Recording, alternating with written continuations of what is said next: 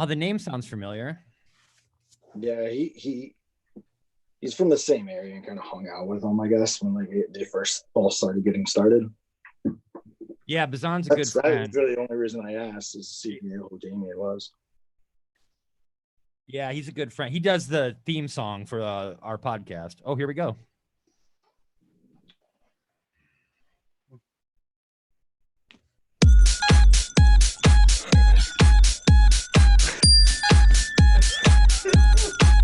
Oh yeah, we're rolling.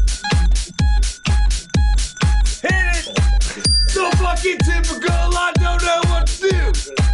I'm on the Scotch and I'm feeling kind of woo. Think you're scary, but I don't know what to do. Gotta you boo, coo coo choo. Hey!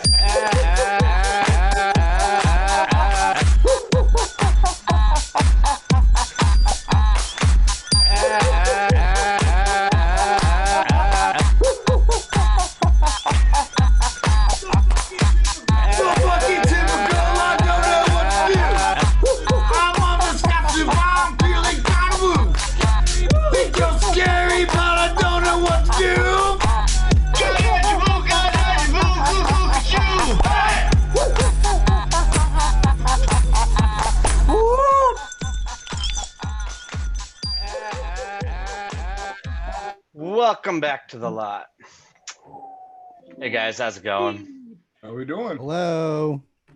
It's funny because earlier today, somebody had messaged me and said, "So what is this lot? Is it just like basically like a streaming Zoom call that you put live?" And I was going to say, "Well, no, we have intro music, so it's a fucking production." It's a full production, man. It's a full production, as you can tell by that quality intro. Oh, so good. Right So now, good. this could easily be Emmy nominated at this point with the production value that you see in everywhere else. I mean, I think we should submit for sure. Oh yeah, definitely. Is there a YouTube Emmy? There should be. A Yummy? I think you guys need to slow down. Your screens are only so big for your heads.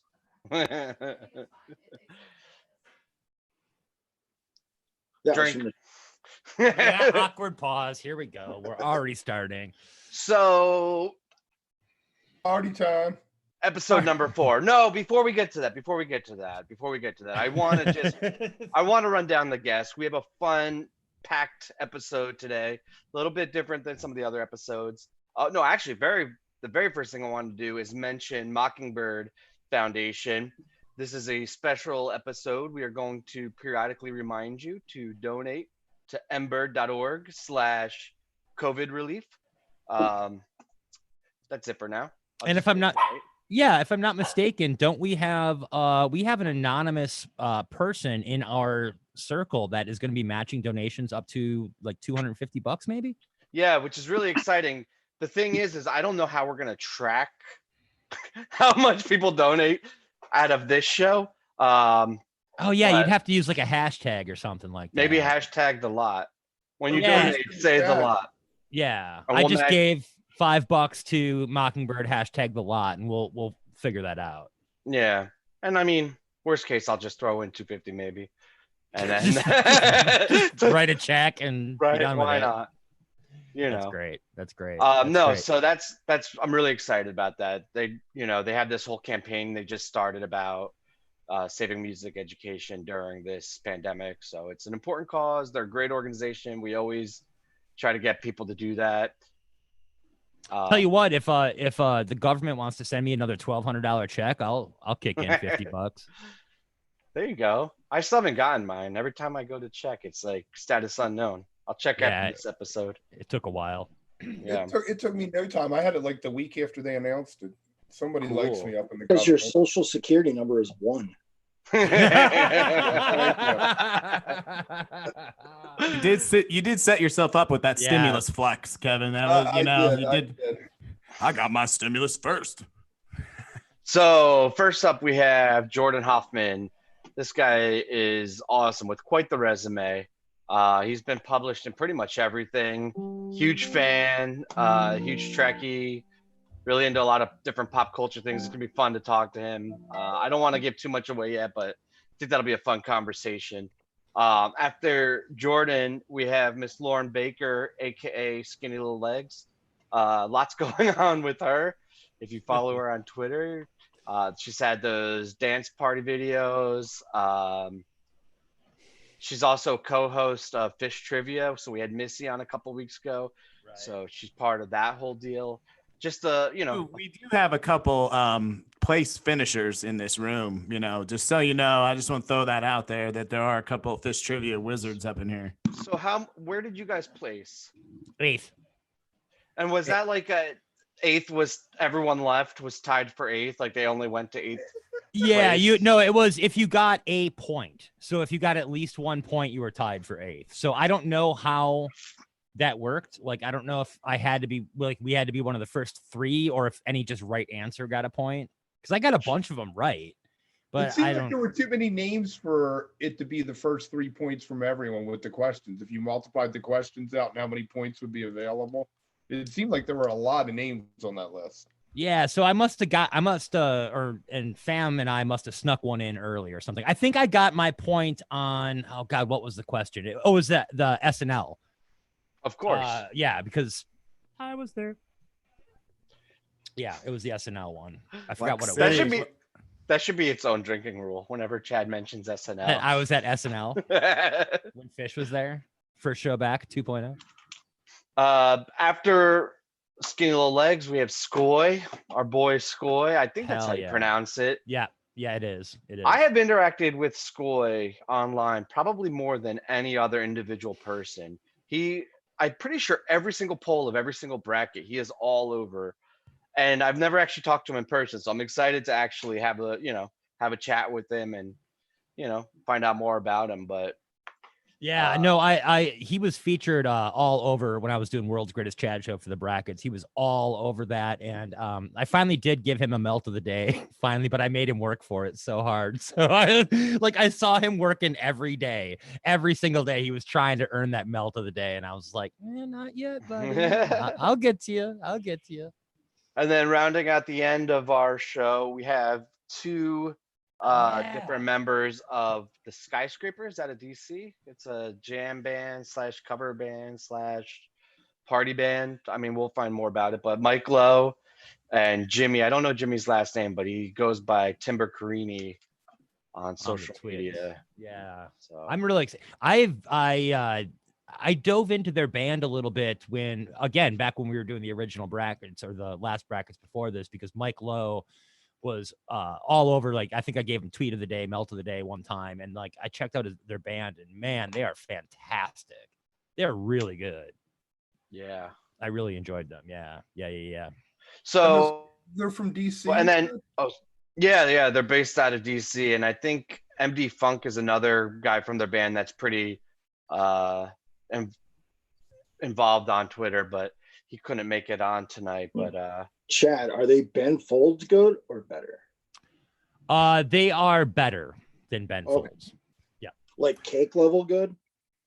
Somewhere around the Cake level, I would say. Their lack of vibra-slap is a little annoying, but they make up for it, Actually, that's a good question for Mike, though, because I would be curious because he's a trumpet player. I'd be curious to hear what he thinks of Cake, because trumpet is featured so heavily in Cake, but we can save that. So I'm sorry. Go ahead. Go ahead. No, I want to clue everyone in here. So we were having the who's a jam band debate, and I tongue firmly in cheek said Cake, and these guys all ran with it. And I tongue firmly out of cheek and arguing that Ben Folds and Ben Folds 5 is a jam band. So now it has become like this huge thing that may never die. It may never end.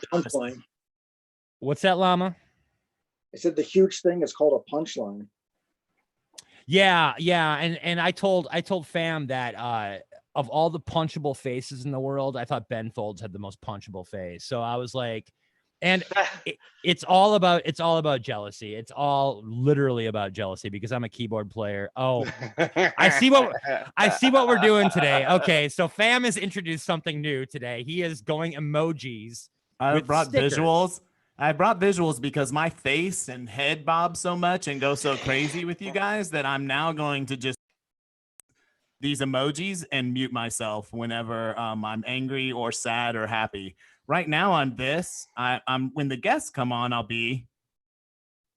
I love it. I love it. That's awesome. What is that? It's cool. It's happy. It's cool. It's chill. Yeah, it's cool. That's right, because we'll be not bagging on Ben Folds, I assume by then. Let's hope. I want to ask every guest what their Ben Folds opinion is. Yeah, Ben Fold take, go. Yeah. Yeah, and so I guess I don't normally jump ahead a week, but I also just want to get people excited about this. Next week we have one hell of a show. We have 3 guests. We have Brian Reese, CNN contributor, author, producer of The Jamwich. We have Fan Art Pete, head of Fan Art. And for our third and final guest, we have the one and only keyboardist of Amphibian, Mr. Tom Marshall. So we're going to have a fucking great episode. Unless they watch this and like, yeah, I'm not coming on. Yeah, no, I'm bailing. Tom's going to be like, no, thanks. I don't want to talk to these guys. But no, that should be a really fun episode. But in the meantime, we have a great slate of guests today. And as a reminder, donate to ember.org/COVID relief. All right, so I want to talk about tonight's show. Matt, you reminded us on the thread today that the show they're playing tonight was the controversial Party Time tease, and or was it a sandwich with Wolfman's? What's your take? Oh, I get to start. Okay. We have to have a starting point for us to disagree with. So oh, wonderful. Jump right in. Okay, so I did, like a true Phish geek, as many of us are.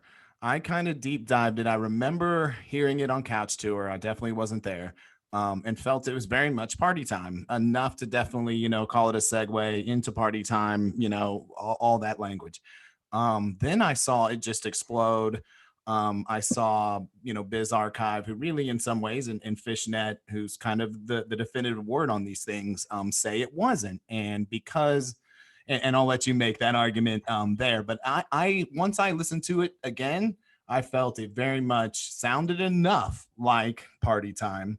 There's the vocals there, which again is only Party Time, so that's a little tricky. But it was plenty to me to call. So 100% of the lyrics. Right. That's what's weird about this situation is it was 100% of the lyrics. And nobody's arguing that it was some type of reference to Party Time, right? Like it's recognizable as a nod to Party Time. The question is whether or not it's just a tease or a full blown into transition into and out of Party Time back into Wolfman's. Chad, what do you think? Well, 2 things I noticed listening back to it. Now, I don't remember. I'm actually looking forward to tonight's show because I don't think I couch toured this one because it was over the New Year's, and a lot of the New Year's I am with family and stuff like that and out in the middle of nowhere. So I rarely couch tour these. So excited for this, but I did listen back to it because Fam had brought it up. The biggest difference I noticed is that Page is on the clav instead of the organ. So that does differentiate it. But here's what I'm going to say about it though. All Party Time is a 1 chord jam. Like, I mean, it's like, it's not even a song. Like I can't even make the argument that Party Time is a song, except they put it on disc. It's an album. What I'm saying? It's not only a song, it's an album. But you know what I'm saying? But it's all it really is a riff with just them screaming Party Time. So it doesn't matter to me what they're playing underneath it. I think anytime they just get into that syncopated riff and want to scream Party Time, call it whatever it is. That's Party Time. That's Party Time 2018 or whatever. Yeah, so I actually had changed my mind. We were discussing this right before the show started, and I was very dead set, and I had been since it happened, that it was just a tease, right? Because it was very short. It wasn't the right instrumentation. It doesn't sound exactly like it. But when we just listened to it again, I think there's 3 parts that identify Party Time, right? You have the lyrics, which Party Time. You have the syncopation on the snare, right? That like, and then you have that keyboard part. The only thing, so during Wolfman's, you had the vocals, you had the snare syncopation, and the only thing that was different is the voicing, like you were talking about. So I hate to say it, but I actually think you're right, Matt. I think that it probably should have been a transition into Party Time. That said, people That's that know. amazing. Oh no! Stop! You can't go that sad after that. You can't. I hate going. Let Matt against- have this one. No, I know, but I hate disagreeing with Biz Archive and .net, and because those guys, they really like take it seriously, right? Like they know what they're doing. This one I know was contested. This was a decision that was not just thrown out lightly. Like they've gone back and listened to it several times, and they maintained the decision that it was a tease. So I don't know. I guess we'll figure it out tonight, or we'll never figure it out. It'll just keep going. That's the fun of it, and that's the fun of it. It to me, it's lighthearted, the kind of stuff that even in some ways you don't get in sports or other venues because it gets so heated. And to me, this is the most kind of fun that's what Phish brings out in people, is just these arguments that are fun arguments to me. With all due respect to Biz Archive, to Scott Marks, man, one thing that drives me nuts on Phish net is Down with Disease unfinished. I'm like, it's been unfinished for 20 years. Like they haven't, like they've never come back to the chorus for 20 years. So I'm like, at one point, so was that just a Down with Disease tease? Ooh, nice. No, I again, that's a great point. And maybe it's just, that's something they could just start leaving off, right? Because it's just so infrequent that it happens that they do finish it now that it's not really worthy of even denoting until they actually do finish it. Right. Yeah. Or Reba with whistling is interesting to me. Reba without whistling, I've fully come to expect now. Yeah. Yeah, and I'm disappointed every time though. Yeah, a little bit. With or without? Without whistling, I'm disappointed. Yeah. I know it's going to be without whistling. I anticipate it being without whistling. But every time I get my hopes up, I'm like, oh, maybe this year I'll get something for Christmas. Camden last summer, they whistled. They did? They did. Oh. And then it actually sparked this big conversation about Phish songs with whistling in it. And everybody's got like Coyote and Dirt and Reba, but we went deep and pulled out some more. I don't remember them off the top of my head though. I think you just nailed them. You know which one kills me is My Friend, and they put no Mife ending. Like they haven't done that except for the first week they played the song. Right. Okay. Right. So here's my theory, right? Is it when all these were first unfinished or with no whistling, .net made the choice to say, oh, this is different than the original. And now it's happened so long, it'd be too hard to go back and change it all. You're just gonna have to live with it. They're pot committed, right? Like they made that decision. And then Phish just kept doing it, and they're like, oh shit, I guess we have to keep doing this now. I suppose. Their computer auto corrects to that. Like they just can't, so they just stopped like deleting it. They're like, just leave it. .net is on Instagram now. Did you guys see that? They're moving up in the world. They're moving up. And listen, those kids are going places. They are. I hope they make it. But listen, I mean, honestly, in all seriousness, they do incredible work and like everything that I love Midwest Matt. Yeah, sorry, yeah. Well, here I am. Yeah. I started a conversation that turned a little like, anti-Fishnet, and I want to wrap that back up. Oh, to no, Fishnet. no, we're not. And I know we're not. And I know we're all couching it with that, that we respect them so much. But yeah, no, they're the best. There was a great conversation going on online this week about Andy Gadel and the Rec Music Phish, like going back to those old days, man. That's when you know you're an old head. And I see Great Went over there nodding. The Wiz, he knows Rec Music Phish. Yeah, I was Hard Rock Kid on there. Yeah, Hard Rock. That was your handle, Hard Rock Kid. Yep. I don't even know what It's a Radiator song. I believe it. Shit. Speaking of, drink. Speaking of, I'm not drinking Manhattans tonight. Right. Speaking of Andy Gadel, though, he was on the first Phish trivia I played. He was in there playing. So at that point, I was like, oh, okay, well, I'm shooting for 2nd or 100th at this point, but I'm not winning. Oh, hey guys. But I thought all the love he got. Oh, you're gonna bring in the guest? It's that time. I'm so excited. I mean, it's so much fun talking to you guys, but that flew by, man. Yeah. All right. There's a couple of steps here, so hopefully I can nail this. At some point, remind me to ask Llama about his t-shirt. It's a Golden Girls. Oh, okay, nice.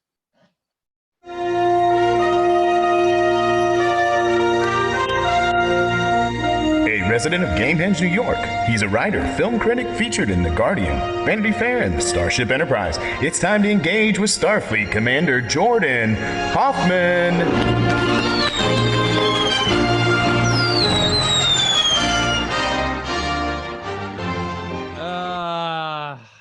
God, I love that intro so much. Oh my God, that just got me so pumped up. Jordan, how are you doing? Unmute him. Oh, sorry. Oh, he's good. Okay. Oh, he's connecting the audio. Oh, great. So, Llama, tell me about your Golden Girls t-shirt. It's just a shirt with the Golden Girls on it that says "Stay Golden." No. Which one's your favorite Golden Girl? Ooh, I got to go Rose. Is that one of them? Yeah. Okay. Then I'm just guessing a name. She was the Southern Belle. She was the Southern Belle. Oh, yeah. I like her a lot. Rose was Midwest. The Oh. Southern Belle was Blanche. Which one? Blanche. Blanche. Which one was Betty White? The cool Rose. one. That's Rose. Rose. Okay, I got it right Yeah. then. Yeah. All right. Jordan, we got you? You hear us, Jordan? Jordan? I'm going to take that as a no. Okay. Well, it's nice to see Jordan's face on the screen. I mean, at least, with the moon, that background. Dying to ask him what that is. He says he has no audio. Nope. He has no audio. Oh, boy. One of our audio engineers on this. You have to shortly. connect with computer audio. You want to bounce out and try to come in again and hit connect with computer audio? Oh, man, that's a bummer. Yeah, that's here. Explain it to him in the chat. Travis, could you do that for me? Beam him back He's out. trying to reach out to us in the chat. I got him. Look, Yeah, I was only asking Llama about his t-shirt because I wanted somebody to ask about mine. Oh, Chad, tell us yeah. about your t-shirt. Thank you. Pedro the Lion, David Bazan, love you, brother. It used to be autographed, but it just came out in the wash, and now it just looks like a stain. And I'm so bummed. But I figured I'd wear it for the lot because you guys would think it was Poster Nutbag. So that's the shirt. Very You nice. should Can you play hear us a little song while we're waiting. Oh, should I? Should I play us a little song? How about a little Ben Folds?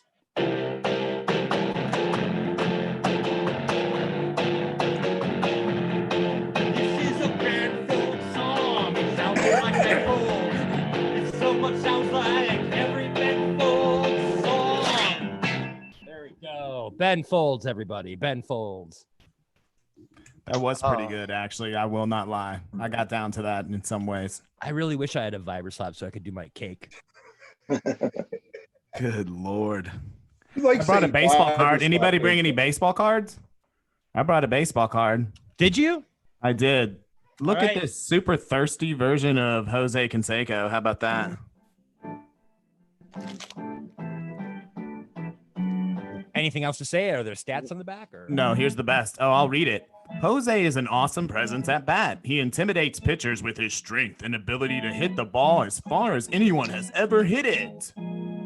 I wonder why. Exactly. I'm like, is that a tacit admission of steroid use right there on the back of his card in 1991? Does I'm that- here, Jordan. Here you Hey, go, Matt. Who you got? Who you got? That's a Chiefs player, looks like. Arnold Morgado. Is that what? Okay, so is that a Chiefs guy? Yeah, he's from the Chiefs and Oh, of course he was. I knew he was. back in the 80s, early 80s, Yeah, look at running that face back. mask. Yeah, that he has CTE right now. If he's still alive, sadly, we know that for sure. Those poor guys. I mean, and they didn't make any money, right? Either they're not rich either. I always see some of these guys around town that stayed around that played football, back in the day, that can't walk and stuff. That They didn't. used to brag. Hey, good night, everybody. Hey, sorry, big day. Wait, so Jordan's back. Do we still not have his audio? That's okay. We still No, I was going to tell him to try to drop out and come back on. He did for a second, but then he came back, and I don't think it's still on. I feel bad. This is we usually don't have this issue. Wait, it says connecting to audio. Definitely donate to Mockingbird though. while Yes, you wait. I saw that. There That's we good. go. Jordan, you there? Yes, I can. Yay! Hey, man, it's a live show. This is what you have to deal with. How are you, Jordan? I'm doing good. I'm excited for tonight's event. Man, we got all pumped up from the intro. Did you happen to hear that? Could you hear the intro, or you couldn't? No, hear I it? should hear it. If it's Play short, it. I'll hear it again. Play it Do again.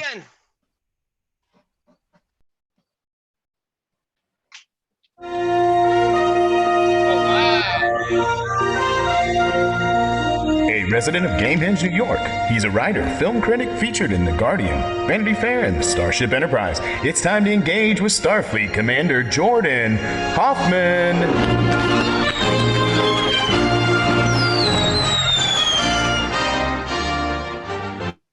Yeah, God for that. I dig it. Although there was a guy in a Boba Fett mask, but you know, I He noticed. I pointed that out yesterday. I'm all about the olive branch between Star Wars and Star Trek. You know, I think that you can like both. You know, it's ridiculous to think that you only like one. You know.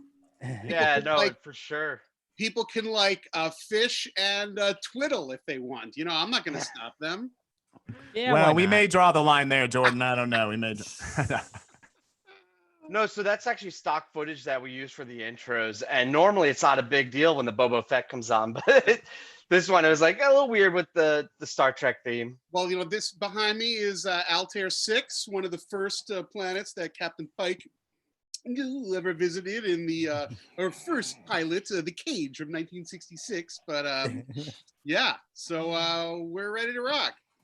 Are Awesome. you, Jordan? Are you an original series guy, next generation guy? Where do you live on that? You know, I think at the end of the day, yeah, original series is like my favorite Star Trek. I mean, for sure. But I recognize that Deep Space Nine is probably the richest of the series. But I also think Captain Picard is the best captain. So, you know, there's a So yeah, okay.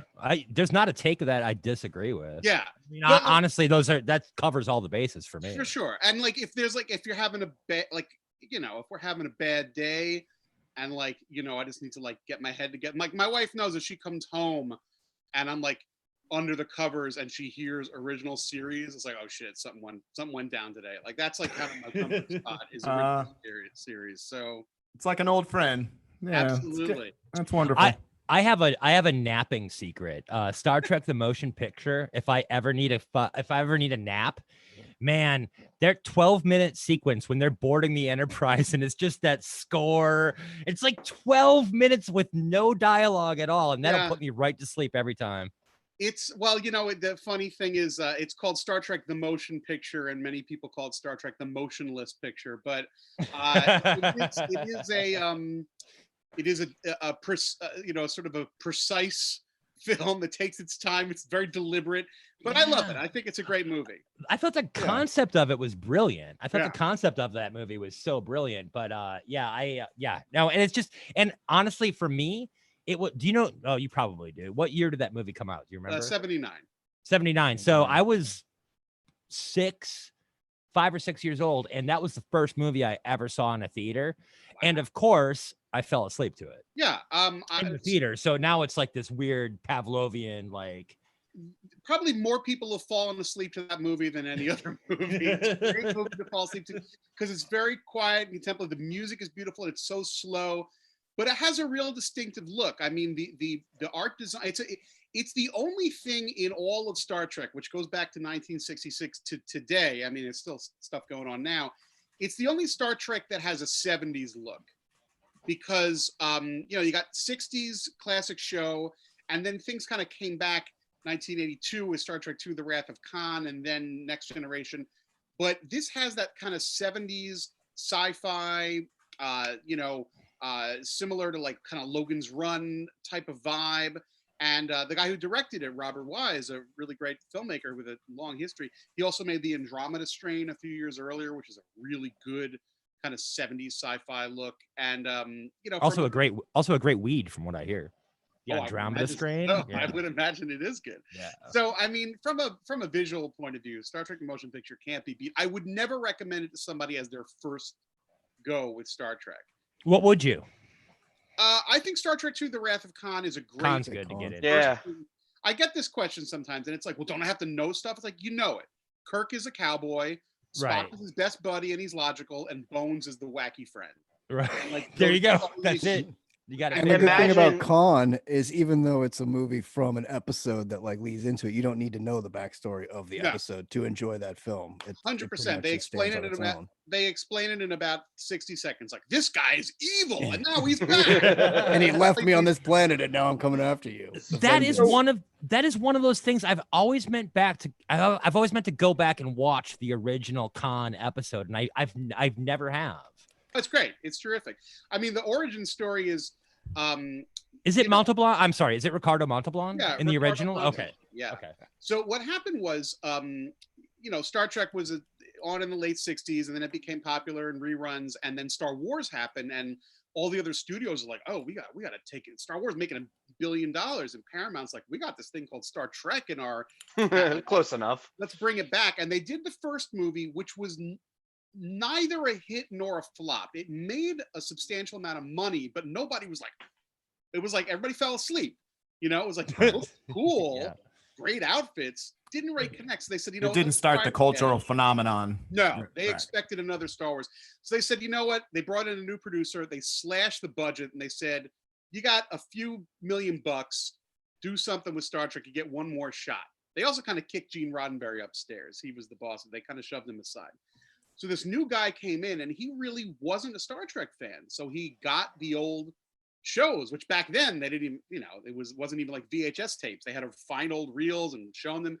And he's watching the old episodes, and then the episode with Ricardo Montalban comes on, and at the end of that episode, they kind of plop him off because he's a bad guy, but he kind of has a point of view. Like, you don't hate him. And at the end of the original episode called Space Seed, they plop him off on SETI Alpha 5, and they say, we're going to check up on you later. So long, Khan. And they never do. Like, well, Oops. what happened to Khan? Well, Yeah. We'll So- find out. Go ahead, Kevin. How do you feel about Picard? looking forward to season 2. Oh, the show Picard. Yeah. I thought bringing back 7 of 9. I mean, having the Romulans on a Borg thing. I mean, I thought there were a lot of neat contrasts with it. Let's put it this way. I think the new show Discovery is pretty good. I'm still waiting to be blown away by Picard. I choose my words diplomatically. So speaking of diplomatically, there's one thing that struck me when I was thinking about you coming on as a guest, and that is fan bases. You're kind of in a unique position where you are very deeply rooted within the Trek fan base, right? Like you host a podcast, and you're very knowledgeable of it. You also are a big Phish fan, and I'm sure there's other fan bases. What do you think I was going to say insufferable, but I'm going to try to keep it positive. What do you think the most intense fan base out there is? Who do you think are the most intense fans? Oh, it's probably like some anime thing that none of us know about. Those people, I mean, a lot of them are very young, and they get very vicious on social media. So I think a lot of the anime and manga people can be a little nuts.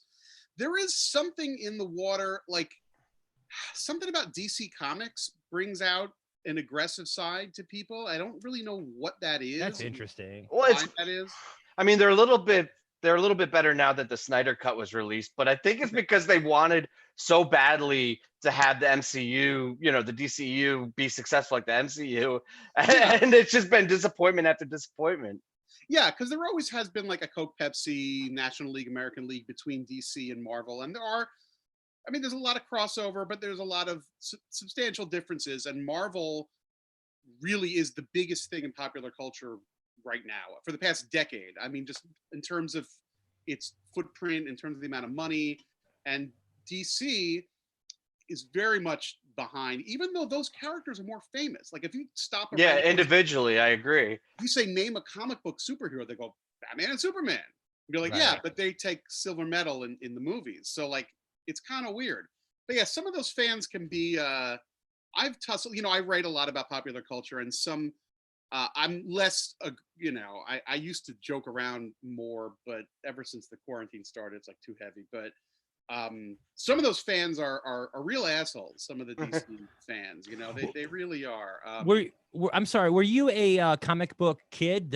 Physical comic books when you were growing up, or no? To a degree, not like a substantial collector. Mostly because they were expensive. Right. I'm not gonna get money for that. I spent all my money on Star Wars figures. Right, So exactly. Yeah, no, so I wasn't as into it, but you know, I have gotten involved in that world, and I do a lot of Star Trek stuff. And there are these wonderful connections between Star Trek and Phish. I'm sure you guys know, and I've had the good fortune. So I do a lot of sort of stuff with the official Star Trek brand.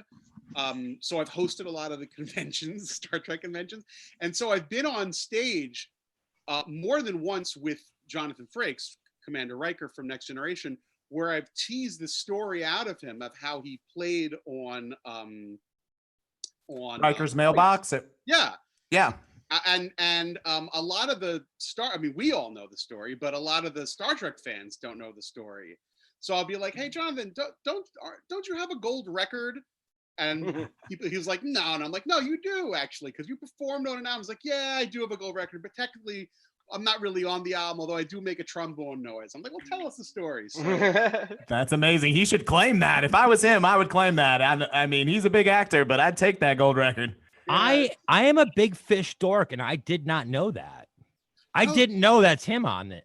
Yeah, well, the gig is this. They were in Maine for whatever reason recording Hoist. I don't know why they wouldn't have been in Vermont, but they were in Maine.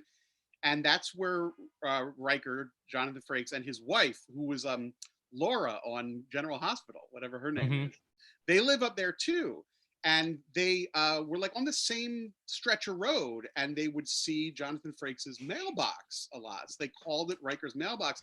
And then like somebody, mutual friend, knew him. So they're like, hey, Riker, you play trombone, right? And sorta he does. I mean, you know, there are episodes of him playing trombone on Next Generation.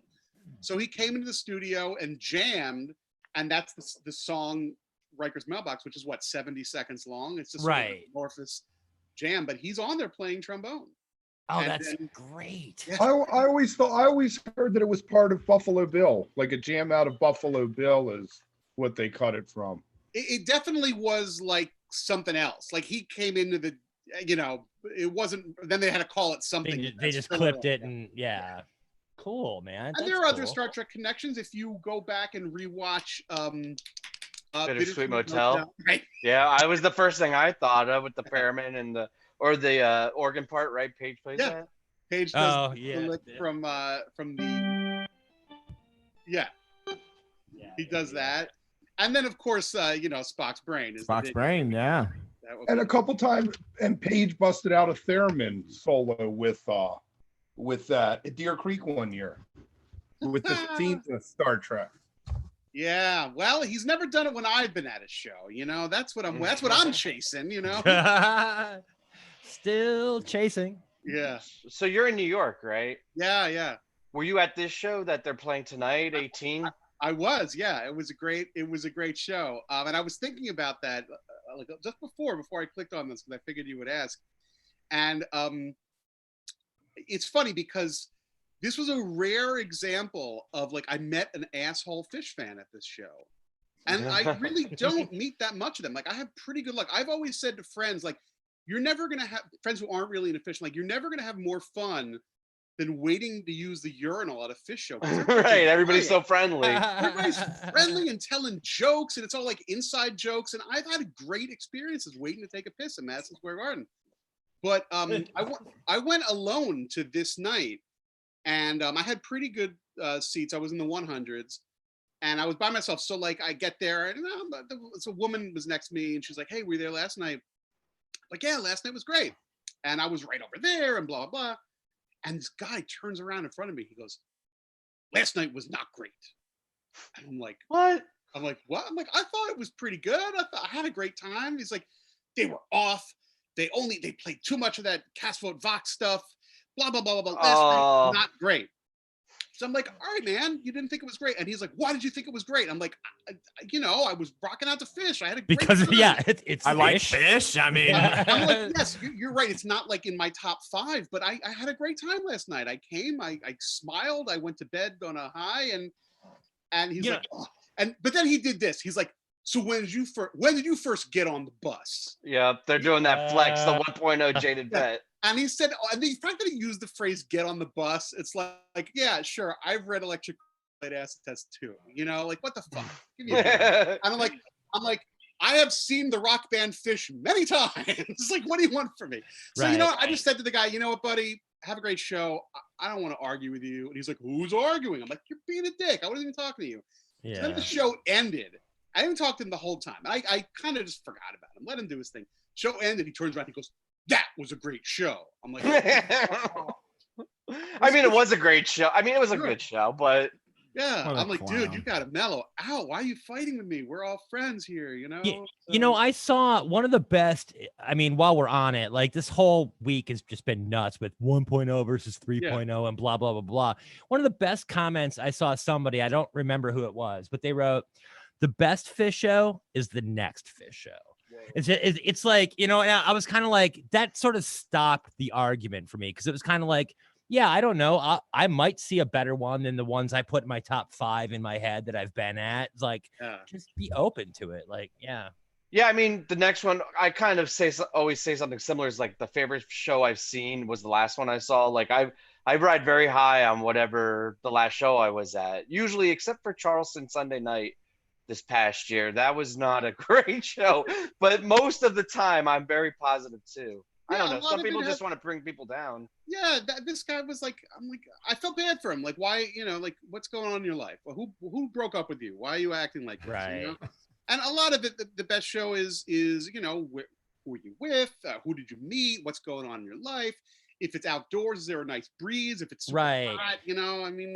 And I don't give a crap if they flub Landlady or if, if Tweezer was too short. Like, are you having a good time or not? Like, are you there having a good time, Hey, I was always do wanna- happy to see him one more time.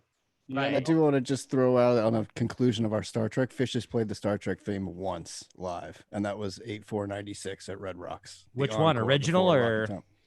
The original? That's awesome. Right. I'm going to use this as a good transition point because we actually have our next guest on. Jordan, you're hanging out? Yeah, I'll hang out for a bit. My wife's going to be coming by in a little bit. So. Okay. Hang out for Awesome. as long as you can. Love having you. See, don't want to mess this up. Don't mess it up.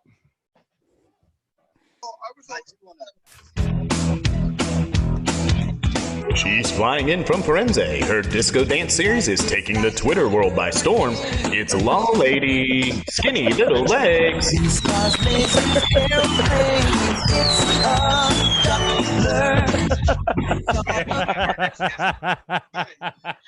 That's production quality right there. Hello, greetings. Hi, welcome. What's up, Greetings. Right? This Star is Trek it, right? Other Oh, way. I'm not. Palm I'm not. forward. Palm forward. That's a nice Sorry. gesture, And though. then thumb. There you go. I mean, at least I can do it, right? Like, come on. At least I got whatever. Impressive. Good job. Good work. I have something else. I might have been watching, so I have something for you guys to find out where my camera is. Yeah. Can you see who that is? Nice. Oh, dude. This is Dick Tidrow, Nice. and I have another one. Yes. Pete LeCoq. Yeah. So on the very first episode of this show, during the pitch, they were like, "Oh, we should have a baseball card segment," and I nixed it. I was like, "No, I don't want to do that. Nobody wants to do that." Ghost Llama and Chad went ahead and did it, and now every single show we've had baseball cards. That is the whole part of the show now. It's the best. I have run to game. give- Proud. I have to give the shout out to Chillwig. For my birthday, he found a card and collected a few gems from his stash, and he sent me those. So Nailed once it. I heard you talk about baseball cards, I ran Nice. up the stairs and I got them for you. I figured you mean- might appreciate them. That rare Lecoq French Canadian baseball player. And again, why do all old baseball players look like they played in Goose? You know, like they come from Goose. It's really weird. It's really weird. I was like told that there it would looks be like- no. Oh, go Oh, ahead. you go ahead. I'm sorry. I was told there would be no questions about Goose or Ben Folds 5 or any technical instrumental things. So if you plan on asking me that, I have someone on standby to Google the answer. So just know Ooh. that up front. Google a And- friend. And I missed what Jordan said about his asshole moment. So I'm curious. I caught the end of it, but what was the beginning of it? Well, the beginning was the most anodyne thing. I was talking to somebody else because I was at the show alone, and somebody said, "Hey, were you here last night?" And I was like, "Yeah, last night was great." And this guy turned around and goes, "Last night was not great." And then he explained why he thought it was a downer of a show, and demanded I explain why I thought it was a good show. And I'm like, I don't know. I got to see Phish at Madison Square Garden. It was pretty good. So Wow. yeah. Wow. Well, as I heard you mention Charleston Night 3, Yeah, it was me. It wasn't great. I'm sorry. it was the last live show I saw because I was out of the country during MSG, the first MSG I've missed since my 3.0 initiation. Oh my goodness. And so the last thing I'm holding on to is No, Charleston 3. That's And terrible. let me tell you I feel something. really bad for you. Fucking hurts. Fucking hurts. Wait, Bad. refresh us all. What was bad about that show? Everything. Everything. It was a train wreck. It was I mean, an there was a lot of absolute things. train wreck. It opened with Sigma Oasis. We were all like, what the fuck is happening? Yeah. What And it the And wasn't then well continued into executed. like, I distinctly I'm not- remember Gaiuti almost didn't make it through. And I'm not getting into stats, but I've seen a number of Phish shows, and I don't think I've ever witnessed a moment. oh, come on, Flex. Flex. No, How many have you seen? It's not what we Flex. do here. Oh, come on. I need to know. I'm a noob. What's your number? I have no idea. You I don't guys never know. told us either. Yeah, he's I'll never tell you told my us number. either. All I'll right, tell go you ahead. mine because I know. No, someone else goes first. I don't want to be the one flexing first. I don't know my 103. number. 103. Oh. 103. That's Me. Evan. All right, our 103. old head. Talk to us, Jordan.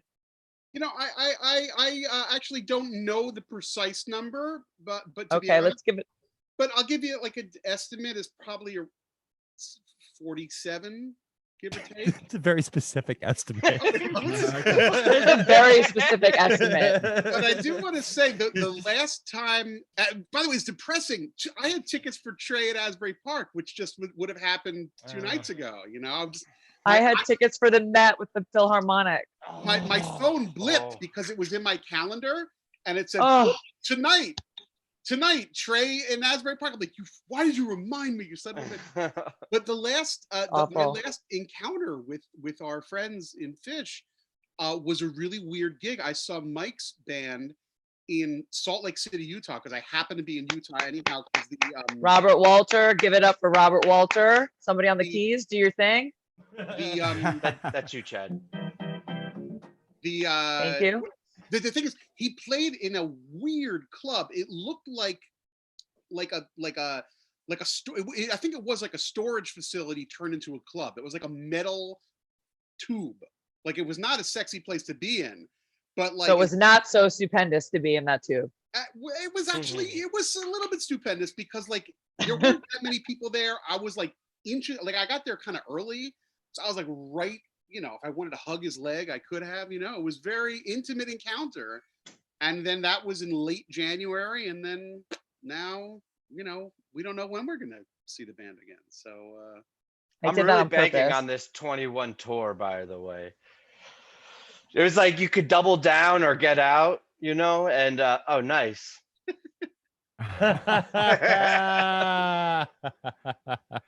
Where have we seen that picture before? It's on a certain day. Just remember, Chillwig. Chillwig knows how to cut and paste. He made so many of these for me. Have you ever seen me like being held in a donut with mics and my fire burning? I'll show you guys another time. Photoshop is amazing skill, but I no, suck at it. yeah, that certain day did cause a certain ruckus. That was a thing. I didn't even know. I called Greg, my friend, and I was like, is that picture like something that I don't realize is like a good picture? Because I've never ever had more like interaction on a picture, and I posted some racy shit. Right. And he was like, well, Baker, you look hot. And I was like, Oh, do I? You can't even see my face. Anyway, I'm not asking for a compliment. But when I found this, I was like, I have the background. I know backgrounds are a thing on here. So I brought the band and myself. it works. It works. I'll sit in front of it. So let's finish. Matt, Travis. Oh, yeah. No, What's Kevin, your we're not number? flexing. So Yes, you have The to. chat said penalty box. The chat, not Chad, said penalty box for flexers. So Ooh. I get put in the penalty box at every show because there's always something that makes me go, ugh, I got to go walk around. Yeah. like- So Charleston night 3, that guy Udi, they almost didn't finish. That was what was terrible about it. Do you want to talk I have about nightmares. Thursday? I have nightmares. About the Charleston night 3? Oh, yeah. Yeah, It really was my sad. it was my 171st show. Wow. That's and it impressive. hurt. And so they're all you're- 3.0. Wow, that's an intense view rate. A lot of traveling. A lot of number lines. A lot of number lines. Yeah, 09 was like every 45. show was a number line. I only saw 6 in 09. 7. No, I catch them. I'm always there when Tom's there, you know? So I guess there's something that makes it happen. I don't know what it is. the thing about Numberline is it's actually a good song. It's got a great jam. It's got a great jam. It does. It has it always Great jam. it starts off with like disappointment, but then you readjust yourself, and then it's like a woo, and then by the end you're like, this song's great. Why was It's a lot anyone like life. upset? It's a lot like life in that way. I Kind of can- disappointing, I you can know, answer- but it eventually gets better. That happens a lot with Phish. I remember that with Round Room was like when it first came out, I was like, not really into it. And now it's like I look back and I love all of those songs. And same thing with Numberline. 09, I hated catching Numberline. Right? It was such a disappointment. Actually, that was the joke, right? They numberlined your jam.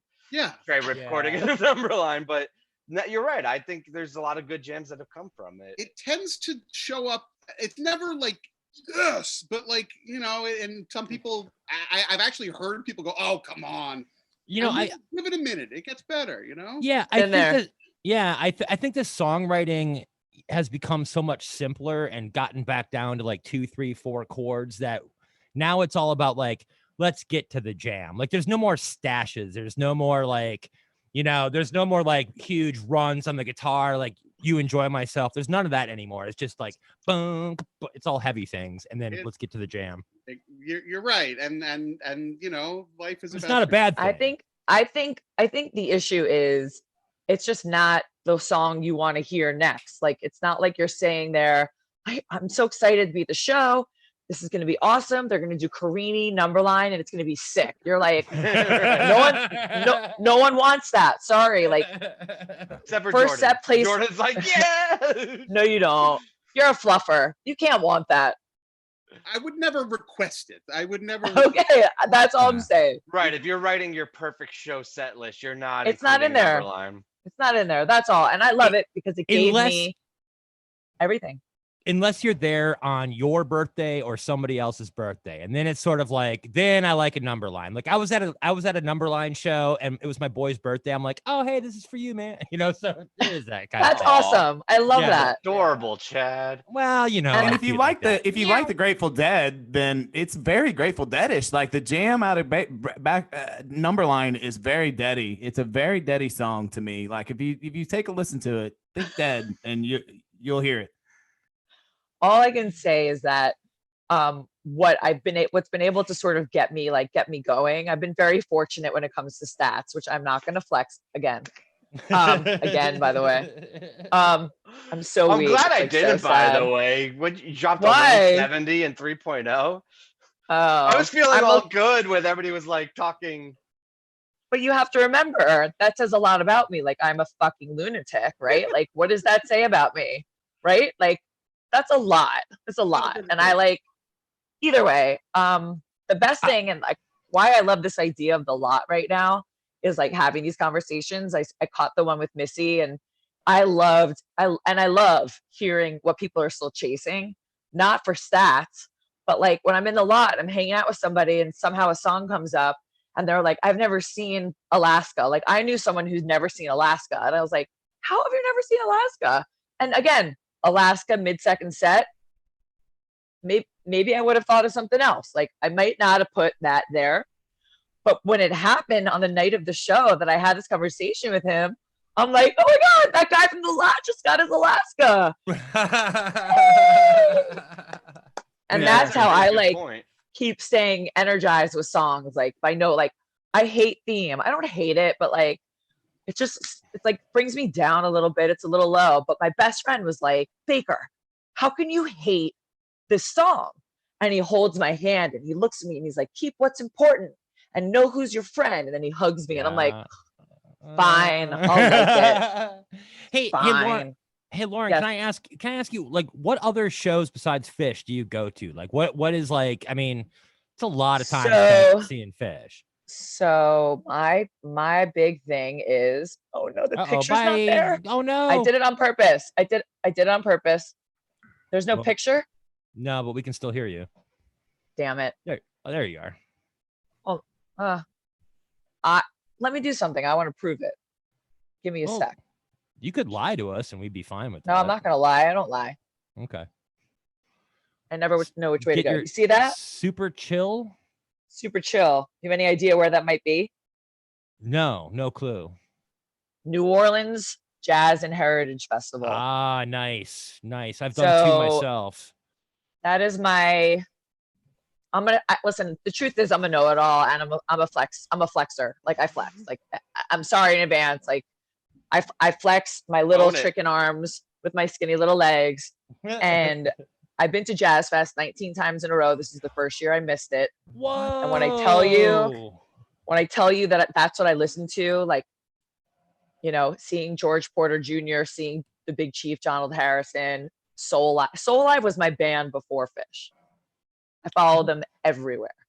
Oh, so I was there when they discovered Soul Live was like, got me in. And if you want to know the truth of why I decided to go to a Phish show for the first time, because it's so lame, it's awesome. I was at a sold out MSG Kings of Leon show. I was like in the rafters, obstructed view, like legit, like we were last row. And I had never, ever, ever felt energy at a concert like that before. It's still like in the top 5 musical experience. Every single person was singing. Every single person was dancing. It was complete collective consciousness. And I was like, if this is what this is like, I wonder what a Phish show is like. Because my friends have been trying to push it on me forever. Wow. So that was January 09. They came back March 09. My first show was Jones Beach 05. My second show was I Kissed a Girl, Harpua, Highway to Hell. Nice. And I was done. I was done. Like my next show, I went by myself. MSG, 12/2/09. My third show by myself. Just like everyone's freaking out about Peaches. I'm like, what the fuck is happening? I don't even know. I don't know one song. I never heard anything before. So like. So are you a fan of the Radiators? God. So I've never seen the Radiators. Okay. You said New Orleans, and that's New Orleans. From what I understand, that's one generation above me. And I'm old. Were you that actually Soul Live and Kings of Leon to Phish? That's such an incredible bridge, and I don't hate that. I love that bridge. Well, just the Soul Live includes like all of the New Orleans Jazz Fest. Like I saw Kimmock, I saw Big Sam, Shorty, Stevie Wonder. Like these were all the Allman. Like one time at Jazz Fest, there was John Legend, John Mayer, and the Allman Brothers playing at the same time. And I went to all 3 of them. Were you you said 19 years. Were you there in 2000? I think our first one was 2001. We just missed each other, Lauren. Damn it. Damn it. Well, I'll be there. Much fun.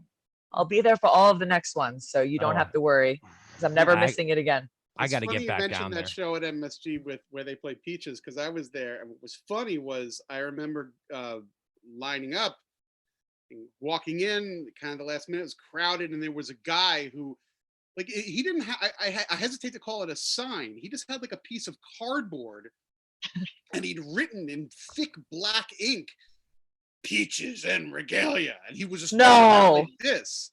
You And saw it I'm like, happen? And I was like, dude, like Peaches and Regalia. He was like, they're playing it tonight. I hope so. No way. I'm like, I hope they do, because they don't play it often, and that would be great. I would love to hear it. And then they played it, and I was like, that guy was right. Like, you find him. That's like next level. There's guys that are chasing, people that are chasing songs, and then people that are demanding songs. Right. He got it. I'm like, because he picked up the cardboard like on the way to the show. It's like, this piece of cardboard will bring it into existence. There was actually one. If I may toot my own horn a little bit. Please, we're flexing tonight. Toot. I'm gonna toot. For years, I used to go around saying, someday Phish will cover "Fly Like an Eagle" by the Steve Miller Band. I used to say that. And then Stop it. I finally dragged my wife to a show. Stop it. And it was the New Year's show. Stop it. My wife doesn't really like Phish that much, but she would come on New Year's, and she's been on New Year's many times. So I dragged her, and they played "Fly Like an Eagle" by Steve Miller Band. I made this happen. It's the shit like that, like seeing it like that. Like, I was at a show with Aaron Stein. I don't know if you guys know him. He's Netio. He runs like the Big Freaks Action Network in New York City. He's like the most, like, if we all got a little bit of his blood, like I think he is tiger blood. Like, if we all had a little bit of his blood, like, the world would be a better place. He's always donating. It's always a good cause. It's always about music. And I was with him that's a good reminder. Donate ember.org/COVID relief. Sorry, I didn't mean to cut you off. Just remind me. I hadn't said it in a while. We support that we support them as well at Phish Trivia. So I'll talk about this in a second. But long story short, it's the encore. I'm watching the show with Nettie. Everything makes him happy. I'm like this grumpy old, like, they played this song. They're playing Asa Fart again. Like, And like 20 minutes before the encore, he's like, "Bike." And I had never seen Bike. I knew it was like one of my most commonly unseen songs. And they fucking played Bike. And I literally was like, it's those moments like that about Phish, because they're such a quirky group of guys, and they just do so many weird things. And when you can feel like the universe and them and you are connected, like, even if it's a secondhand story, like, I'm never gonna, like, you saying they should be playing "Fly Like an Eagle," like, I'm gonna be telling that story for a while. Like that's just nuts. It's an like, awesome that's story. crazy. That's crazy. So the chaos of the lot, we actually have our next guest. Don't worry, we will come back to, I do want to come back You don't to have this to. conversation. Lauren, you're hanging out, right? No, I'm leaving. Just kidding. What? You think I'd give up time to talk? Are you kidding? Hey, we got a cooler over here. 1 for 3, 2 for 5. Hang out. 32 days sober, so no drinking, congratulations. I apologize, but congratulations. Thank you. No, it's okay. Awesome. That's amazing. It's a general thing. Seattle, Washington's finest. You know him from Skoicast, West Coast Late Night Twitter, and his Mixler Fortet groups. Hey fam, it's time for a full cray Skoi. Skoi, serious.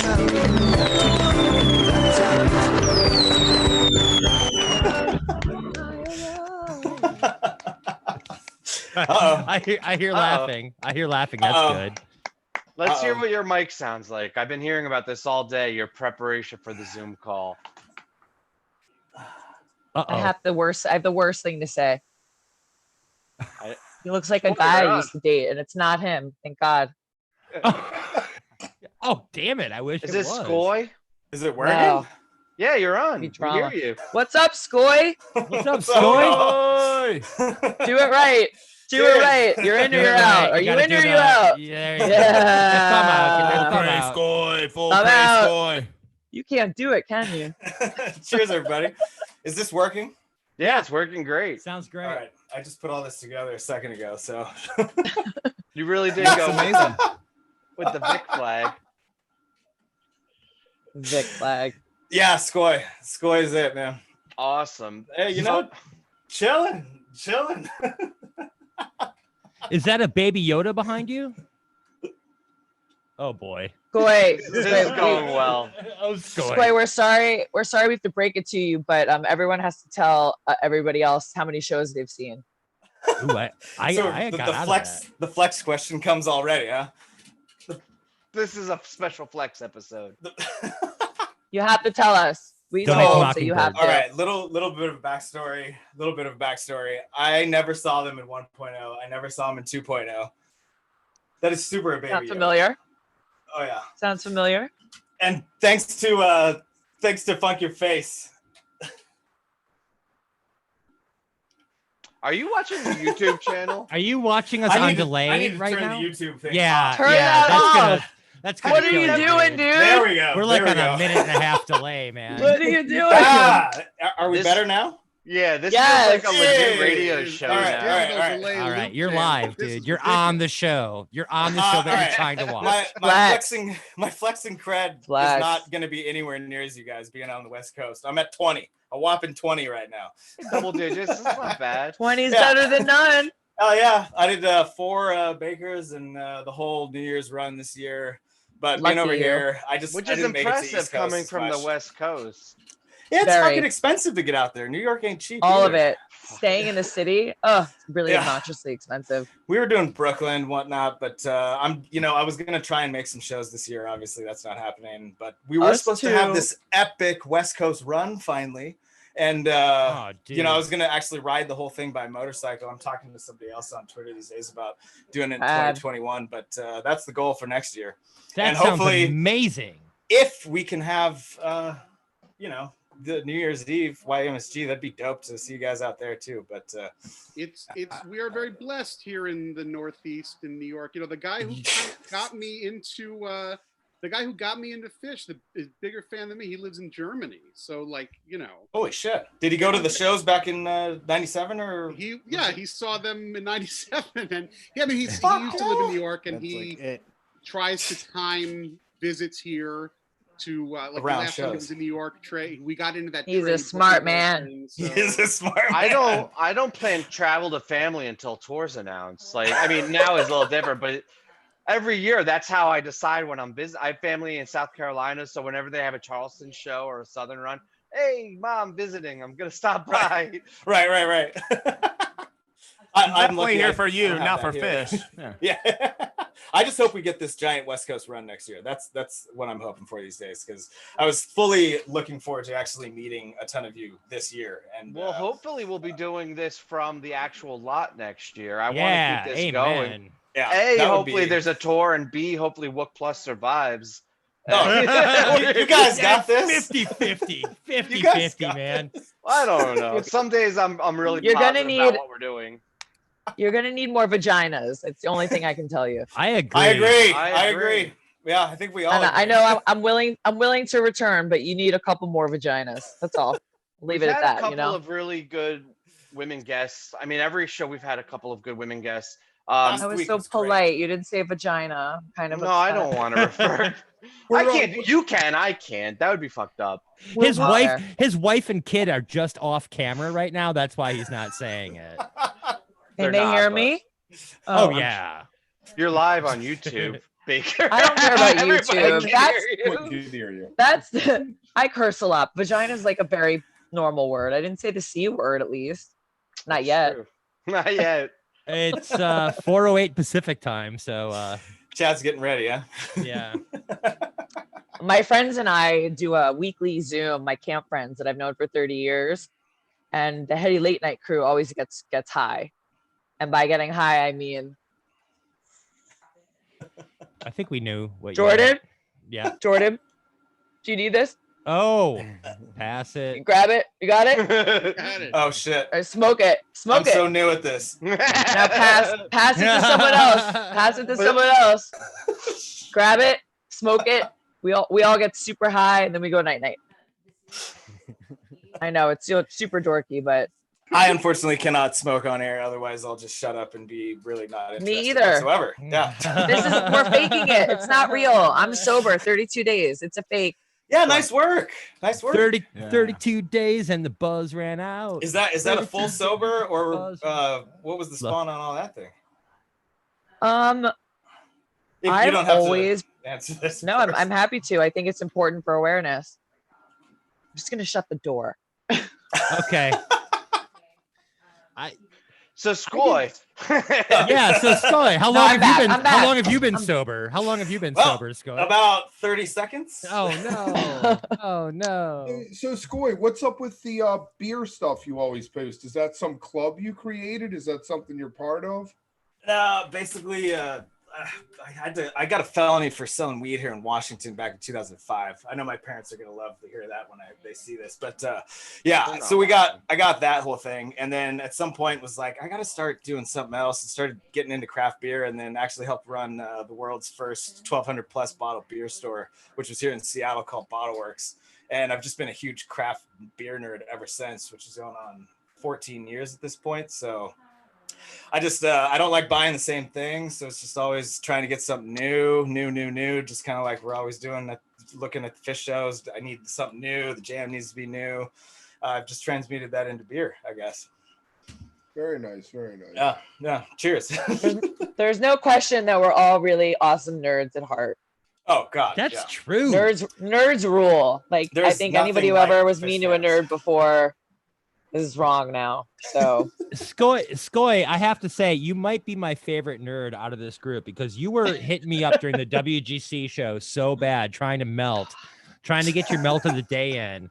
And then finally, like, I was like bagging on bouncing around the room. I was like, bouncing sucks. Fuck bouncing. I love bouncing. And Skoi sent me a video of him singing bouncing in his car, and my heart melted. I was like, you know what? I love bouncing now. This is a great song, man. Skoi just got me right here. So thank you. I mean, that's one of the songs, as weird as it is, it's one of the songs when my girlfriend back in 97 gave me a live one. I fucking loved that song. You know what's funny? I was because when we were putting your intro together, we were going to use a Fortet as your music underneath. That was Fortet. My bad. Fortet. That was Fam's idea, and I was like, no, I'm going to put bouncing under it because he did that to me. I want to return the favor. And then I used the studio version of it, and I was listening to it. I texted my brother. I was like, hey, studio bouncing kind of slaps. Like, it really sounds good. Like, it brought me back to that day. And right before we went on the air, he texted me back. He said the drums are so good on that album. They're so good. They're so good. The song, it's so simple and so pure and just so lighthearted. I love it. It's like it's an anthem for me, even though I know it's not a technical Phish. It was very much. It did what it was supposed to do. Bring in normal people to hear about this new band. You know, it works for me. To remember when that was the song that you'd play for somebody, be like, you know, I'm not going to play Contact for you. I'm going to play you this. Contact is a great Phish song. That's so cute. That's something that's you want to.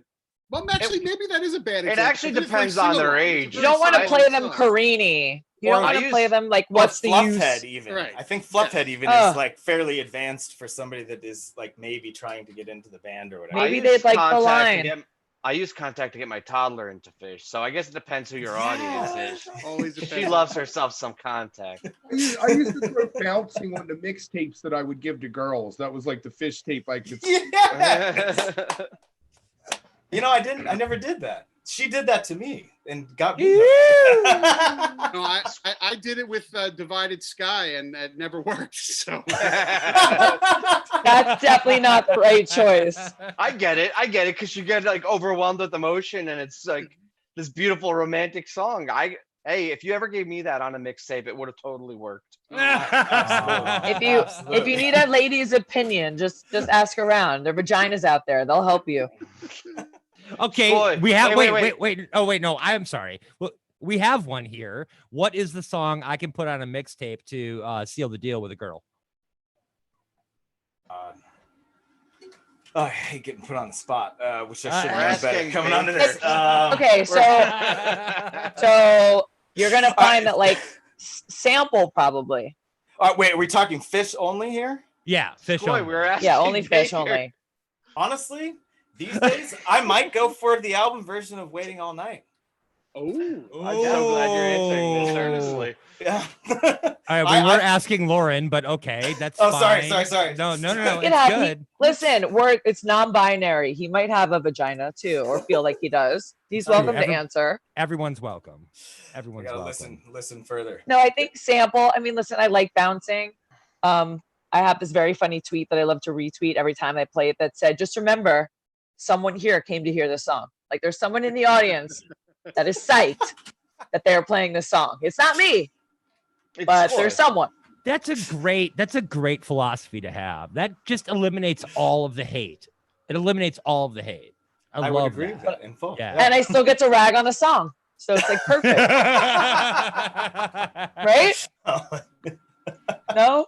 Yeah, it's very passive aggressive. Sure. It's passive aggressive, definitely. It's like someone likes this song. I don't know who, but some.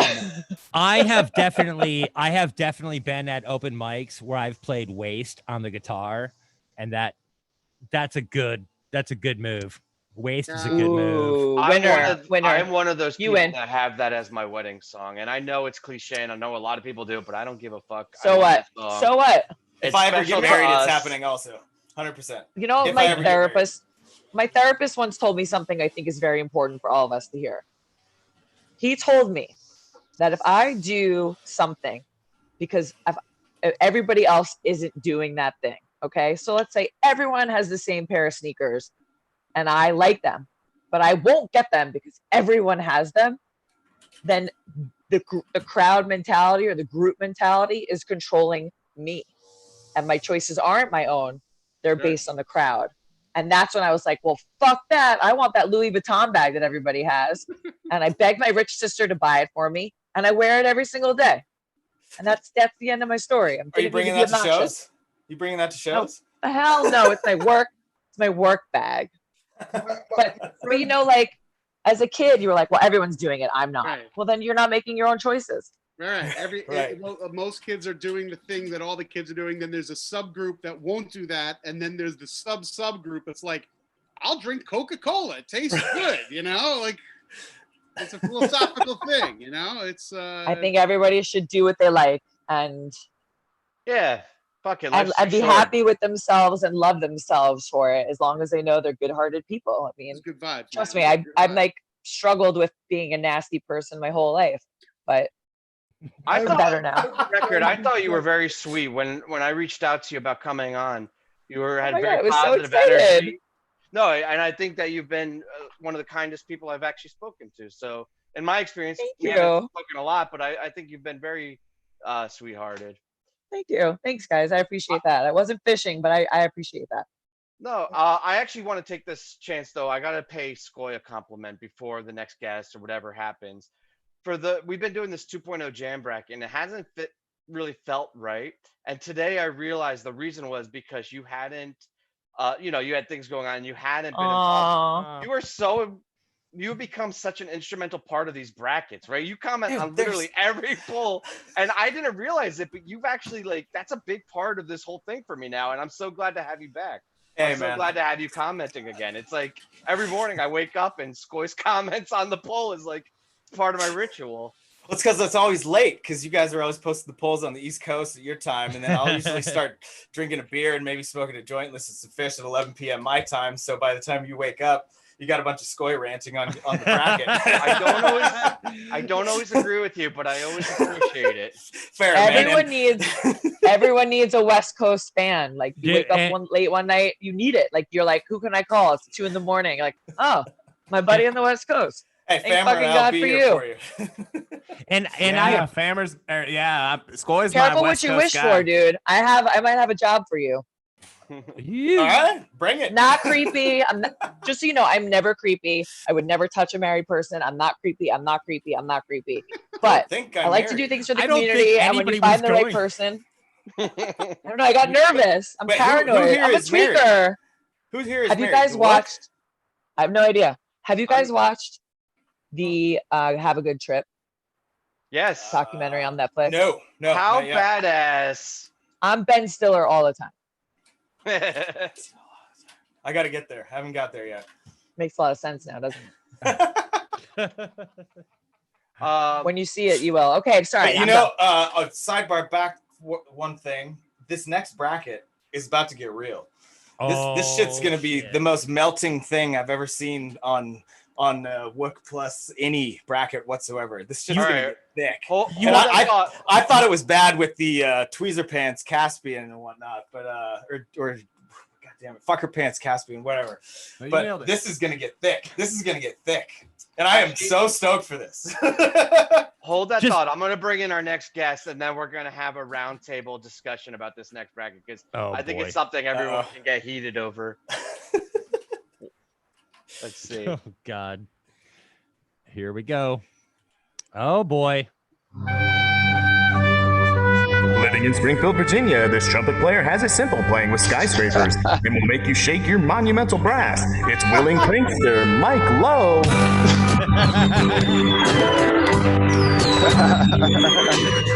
Nice. Nice. Dude. Hello, everybody. Hey, Mike. Thanks. Hey, for Mike. coming on. Hey. What up, Mike? Hey. So What's this going show has on, been brought Mike? to you by I do want to give a quick plug. Everybody donate ember.org. Do it. COVID relief. Do We're it. doing a little telethon thing. Right before you They're came the on, best. Mike, I know you are a frequent participator Uh-oh. with the brackets. Skoi had just brought up the next Wook bracket, and that is the greatest American rock band. Ugh. It's heavy. It's just so heavy. It's so heavy. That sigh was Before we- perfect. Do you Before work for we Phish do that- Trivia? They just talked about that. Before we do that, I just had one thing to share really quick. It's funny. The Sure. baker brought that up, but here we go. Oh, Yes! I hope I don't lose mine. One of my favorites. I just had it nearby. So the poll All of these the, people with the greatest. I love this bit. Oh, sure, they're all nearby. Just kidding. It's, I didn't get it. Had them in my mail, back baker. pocket next to my chisel. Yeah. All right, so what do you think for the greatest American rock band, Mike? We'll start with you, and then we'll go through the other guests. I mean, it's hard not to say the Rolling Stones. Not American. Yeah, not American. I mean, British. Sorry. Yeah, no. It's tough. It's Was really that the hard. best entrance ever? Yeah, no. Yes. I mean, I can't say Phish. I mean, everybody's gonna want to say Phish. I guess. Not me. they're Why moving can't up you? The ladder. Good. Why can't you? You can. I Yeah, guess it I don't know. depends on how, what this do you is a define really- as rock. You know, I don't think of Phish as Right. rock. I think of them as like, No. you know, a bigger- Everything. I don't know, but I think Everything. But can you rock say at the heart, Grateful though. Dead then? Yeah. Yeah. I can maybe. good. I can probably. I mean, I'd I mean, I'm not probably saying say that. the Grateful Dead. I would personally say that for length and for what they represent. And being American Americana. spirit. Before we- Americana, the all the folk references and bluegrass and all that stuff. Yeah. Before we keep bouncing it around on this, I do want to bring back Lauren's Kings of Leon story because Kings of Leon is on Right. the bubble in this bracket. Oh my god. They're on the bubble in this bracket as a Get play-in. out of here. No, but hold on a second. There's 64, and you just said you were at the top of the rafters, standing room only. Everyone was loving it. I'm just saying, Kings of Leon. They're in the. It was See if it It ends was- up on the final bracket. it was awesome. I got to listen to more Kings of Leon. I'm not that familiar. No, with the don't. No. No. It was a phase. This It was is a not phase. this is not an endorsement of Kings of Leon by any means. Exactly. But you brought up So a great not. point. You brought up a great point. There, you were in a sold out arena and people were rocking to it. So what are you gonna do? I miss Jordan, that where- old MSG. Where do you land, Jordan? Oh, on yeah. the greatest American rock band. Well, I mean, when you say like rock, like I don't consider Phish. It's loose. It's loose because we have Yeah. rap groups. You Yeah. at least I for the don't know, brackets purpose. All right, I'll give you my gut reaction is I would not include Phish or the Dead in that because they're like you know, Okay. they're broader. They're jazz, they're jam, they're the whole thing. But like for like American rock, I immediately think Creedence Clearwater Revival. All right. Kevin. That's American rock. That is a big fuck you, red, white, and blue flag on a motorcycle. Their songs are short. They're awesome. They get the hell out of your way, and then you move on. You just made a best friend in the Colonel down there, and Great Wen. He's your new best friend. I mean, but like, you know, I don't listen to them that much because like it's limited, you know, like to like, you know, I'm gonna listen. You just lost your best friend. Sorry. I'm gonna you give it and then you take it away. Yeah, I'm gonna compare Tweezer Jams to the end of my life. I'm gonna compare Dark Stars to the end of my life. But like I'm gonna like, you know, keep on choogling. You know, you're gonna have a can of beer and keep on choogling. You know, that's a different thing. Drunk at the bonfire. You got CCR playing. Yeah. Missy chimed in on the chat and said Pearl Jam. I mean, I can get behind that a little bit, but as far as Seattle bands go, being from Seattle, there's better. There's better. Where do you land, Skoi? You kind of were the one that brought it up, and then we went around. I know. This is one of the hardest questions I've probably been asked in a while. I have not figured this out yet. I'm really curious to see what you guys did with the 64. I mean, like I appreciate your comments about the Dead, because they really are. They're like the true form of Americana when it comes down to it. And then there's like Allman Brothers and Creedence, but I didn't necessarily grow up on that stuff, so I have a little bit of a different thing. I don't have an answer yet. I will get back to you. We're gonna find out, though, man. Don't be afraid, Skoi, to say Nine Inch Nails or Ministry or something cool like that. I mean, don't be afraid. Dude, you were gonna melt. You were gonna melt so hard. I cannot wait for this. This is gonna be the best 2 months of my life. Just watching Skoi melt every You guys single you'll day. appreciate this. I have seen 311 and Dave Matthews more than I've seen Phish. I will just put that out there right now. But that was high school years.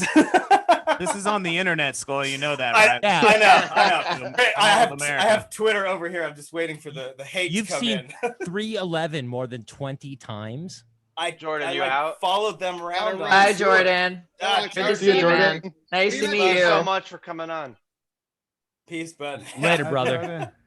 But yeah, I think 311's maybe like 40 something times back in the 90s. Jesus. Awesome. It was a good scene back then. It was really fun. I saw No Doubt open for 311. That was a great show. Great show. Crazy. That was when No Doubt was actually kind of cool too. Jesus, Jordan got out at the right. Jordan got out at the right time, man. Holy shit. So I'm a giant noob. Like when I say noob, like I'm a big noob. But there's a band coming to mind now. They might not be American. And so this is why I could be wrong. And I'm establishing my noobness. No, I'm going to look it up. Forget it. Forget it. No, say it. We've done the it. research. We've done the research. I already dropped the Rolling Stones. Led Zeppelin? No, Led Zeppelin? British. I knew But it. that actually, though, I think the Stones is more embarrassing of a choice than Led Zeppelin. Mike, It makes you feel better. Just don't stop pounding on Completely Mike. agree. He just got here and he hasn't said anything yet. Yeah, I it's a gotta big go with speed 9 Inch bump. Nails. I'm going with 9 Inch Nails. Okay, they're on the list. They're in the bracket. They're in the 64. Can I Is really Nirvana quickly in it? ask? Yeah, Oh, Nirvana's a Nirvana? 2-seed. Nirvana's a 2-seed. I gotta ask. Sorry, not the 2.0 bracket. It was the bracket before. How many places were there in that bracket? It wasn't like 300. Oh, the big one? Yeah, that was the song bracket. Yeah, the annual song bracket. This year there's 320. So out of curiosity, how is there not more than 64 bands in this bracket? Well, so Chad actually made this bracket like 7 years ago, and that's how we first met. Shit. He messaged me and he's like, because I had been doing this bracket game, and Chad was like, hey, I had this badass bracket, and I was like, all right, cool, let's check it out. And then we started doing all this other stuff together. So I like 64 though, because I really want to get. Okay. I'm looking forward to the melts about who's not included, right? Like just right up day one, the day we relaunch the bracket, the Funyun's gonna be fucking pissed, and that's gonna make my day. Yes. As much as we can piss him off, the better. Well, 4/5 of the Funyun. Justin's all right, but as much as I can piss off the rest of them, I'm all about it. Sorry, Mike. I'm like, hey, come on the show. Hey, Mike, come on to the lot. No, Mike's just chilling on the cooler.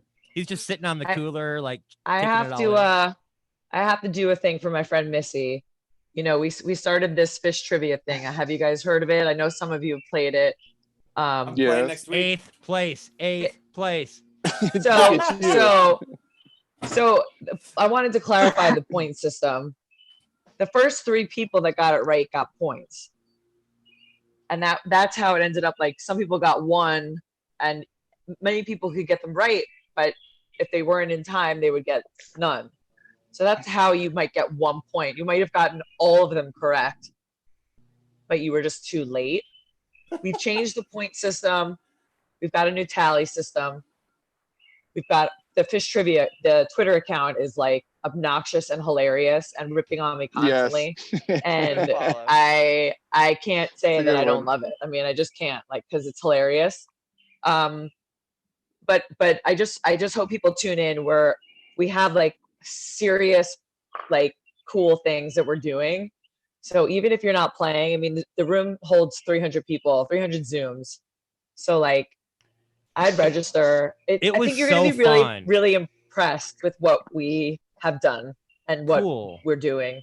Cool. It was so fun. It was so amazing and fun. Like it was great to just like, even I didn't care. Like if I'm like, oh God, 50,000 people responded before me. Like it didn't bug me at all. Cause I was like, oh, I get to think about this thing for a second, you know? So it was really and it's fun. not thinking about like the rest of the things that we're trying to not think about because, and that's Missy's, it's her brainchild. She thought of it. She put it together.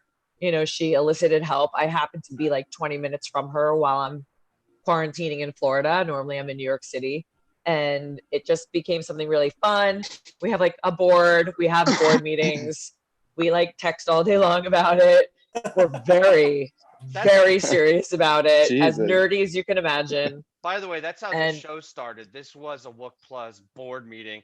And then we're like, oh, we don't ever get any business on. Let's just put it live on YouTube and invite people. That's essentially what it is. Awesome. I think I accidentally caught the test run of this. I'm so glad you told me that. Second. And I'm playing next Friday, right? I think I talked to Missy June today. 5th? June 5th is the next one? Yeah, I got the invite. June 5th is the next one. So it's over Zoom? Is that how that works? So we do it over Zoom, basically this format. Right. There's a few people that talk. Chop and I are like the filler. Chop's a judge. But yeah, no, it's great. He actually, I feel bad because his brand is gonna be tarnished because he's gonna seem like a nice guy after you guys all see him on here.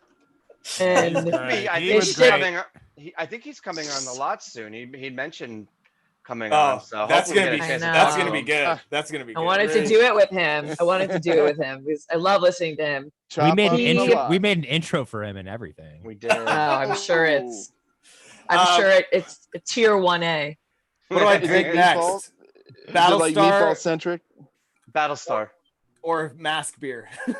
Oh, Battlestar. I've got a local Virginia. I'll give them a shout out. This is Adroit Theory from outside DC, Northern Virginia. They're fabulous. Those guys are fantastic. Yeah, they do the really cool labels, Game of Thrones sort of thing, but lots of double IPAs, hazy, delicious. Somebody in my Phish beer group just sent me some of those. Damn it! Oh, nice. Space the name. That might have been Dave Perch on Twitter or Fast Enough. I can't. It's probably Dave Perch. I can't remember. But they're both on Twitter. Yeah. There's a Phish group for everything, I'm supposed to, of course. Yeah. I was supposed to send Fast Enough. From the Veil, but just haven't done it yet. Sorry, dude. No, I'm sorry.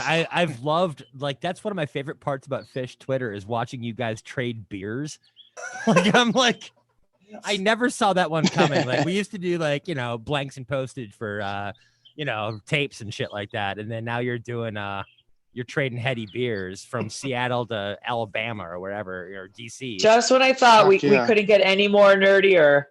There you go. Done it. Right. Made it cool. You made it cool. If I drink beer, I'd be on it. No, I would be way in on it. He's so cool.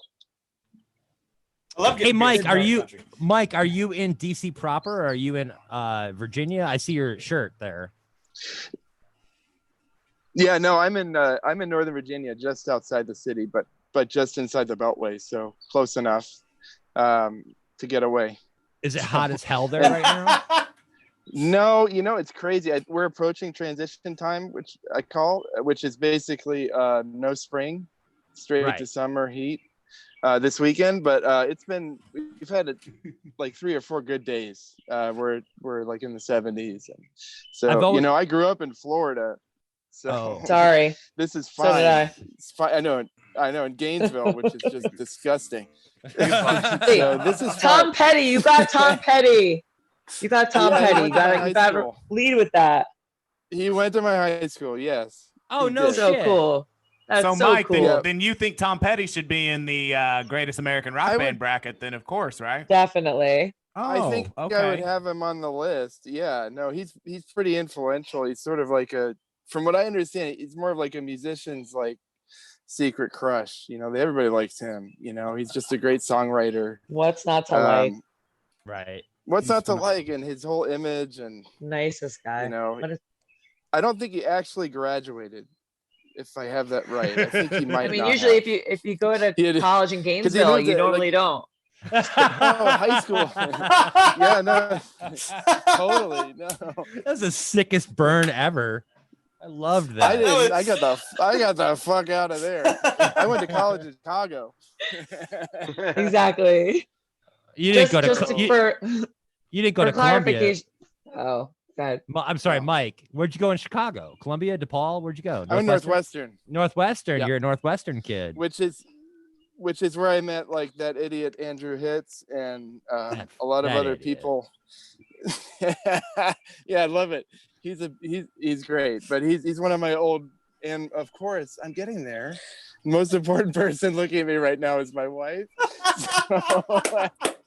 But I did it was like the beginning of it's like where I met my wife and where I met Phish. And wait, you started off with I met Andrew Hitz there while your wife was looking straight at you. No, she wasn't. She actually checked me. It was great. I'm usually pissed off at him for something. So the lot is gonna end so many marriages. This is like no. So glad I'm not married. Phish might, but not the lot. Yeah, no. I mean, it was totally like the beginning of everything for me, and I could have started seeing the band like way earlier. They played a free show in Gainesville at the band shell in '94, and everyone I knew went, but I did not. And then it's just crazy serendipity the way things happen. And then later I find out like my soon to be like sister-in-law, who of course knows John, her and her friend requested like 2 of the openers in successive years at the O-Dome in Gainesville. They're like, play My Friend and then do it again. They did it again. So it's like all this weird stuff coming together.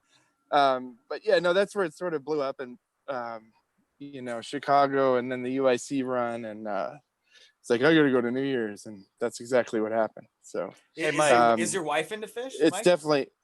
Oh, thank God, yes. Otherwise, I'd be toast right now. She is. No, she saw her first show like about about 2 months. It's like the Hampton 90. No, I'm sorry, Capitol Center 97, right before MSG. So she got like a kickdown show compared to what I got, which is nothing. As Andrew Hitz said, that show is terrible. Mike, I don't want to interrupt, but it looks like your buddy and bandmate Jimmy is now in the waiting room, so I'm going to bring in our last guest. Oh, nice. Should I bet internet? You're doing great. That's all right. Yeah. Do you guys want me to leave? What happened? No. Oh, okay. What happened to the llama? Taboo. This DC-based musician is lead singer and lead guitar player for Skyscrapers and the hookup for Turnips in Animal Crossing, Timber Carini. Hey! Stop it.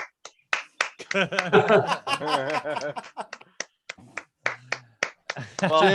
Hey! Oh, Jimmy. hell yeah. What's up, dude? How are you? Mr. Purse. Oh my gosh, look at Bake's dog. And it's like my dog can last 5 minutes in my lap. That's amazing.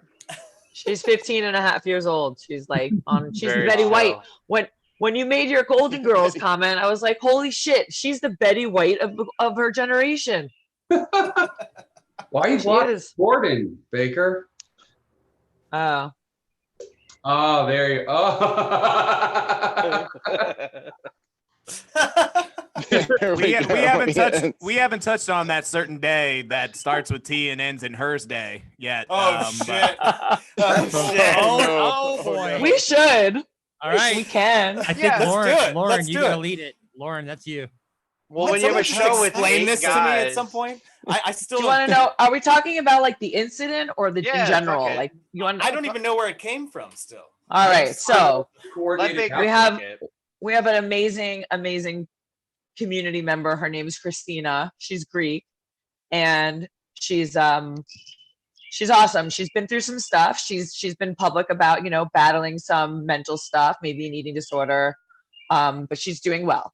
And there was a quarantine Thursday where she was feeling like it'd be great if I could remember the last time I got dressed up and went out, was feeling hot, and thought stands for that hoe over there. THOT. Okay. So she was like, let's do a Thoughty Thursday. And of course, like myself, I mean, obviously I participated, and it was like a handful of people and it had a nice little vibe. It wasn't like too crazy. I mean, my second one, I can't believe my mother approved. I'm still embarrassed that she would let me basically be naked in front of the whole world. She's like, that looks nice. Kind of looks like you're wearing a shirt. I'm like, you mean a shirt that has nipples on it? Like what? Anyway, long story short. Yes, but the front, I never showed the front before. I always only show the back. So, now it's become a thing, and she started it, and it's become a thing. And the other day, some girl, I think it's a girl, we're not sure, basically said Thoughty Thursday has become a day for people who have no careers and no self-respect to post like a slimy pictures of themselves on the internet. Now, truth be told, I did not see the tweet, but someone sent it to me. And don't send me shit. Don't send me shit is the rule. I mean, that's where it boils down to. Don't send me shit that's gonna get me riled up, because I will destroy you. And so what I did was I found 3 pictures with 3 different angles. I had tits, ass, and pussy in there. Okay, all 3 of them. And the vagina, Lauren, transcript. vagina.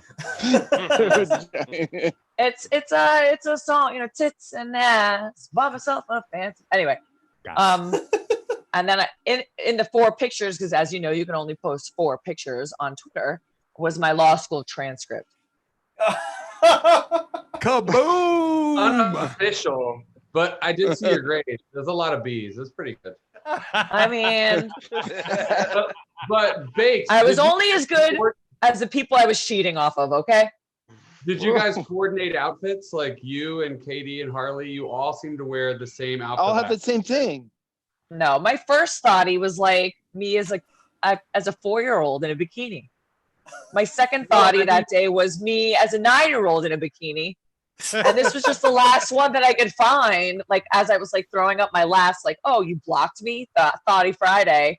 I thought this picture would get no love. I thought it was like boring. I had no idea that you guys would like this picture. It didn't occur to me. You wouldn't believe that. I swear. Dude, the guys on Twitter doing Thoughty Thursday are killing me with laughter. Like, I am dying laughing. It's awesome, right? It's so funny, man. It is so awesome. Like, Greg. He is the best. Yeah, he's hilarious. Oh my god, it's amazing. I mean, and that Zach from Minnesota guy, he's been ripping the abs every week, making us all feel terrible. Yep. Full agreement on that one. I don't think it's meant to like, I mean, I truly think it's a way for you to like put something out there that you just like aren't really ever able to, or like can. Like, it's like going to Burning Man. Like, when you walk around naked at Burning Man, like no one notices your tits. Just telling you, like, there are tits everywhere. It's not interesting.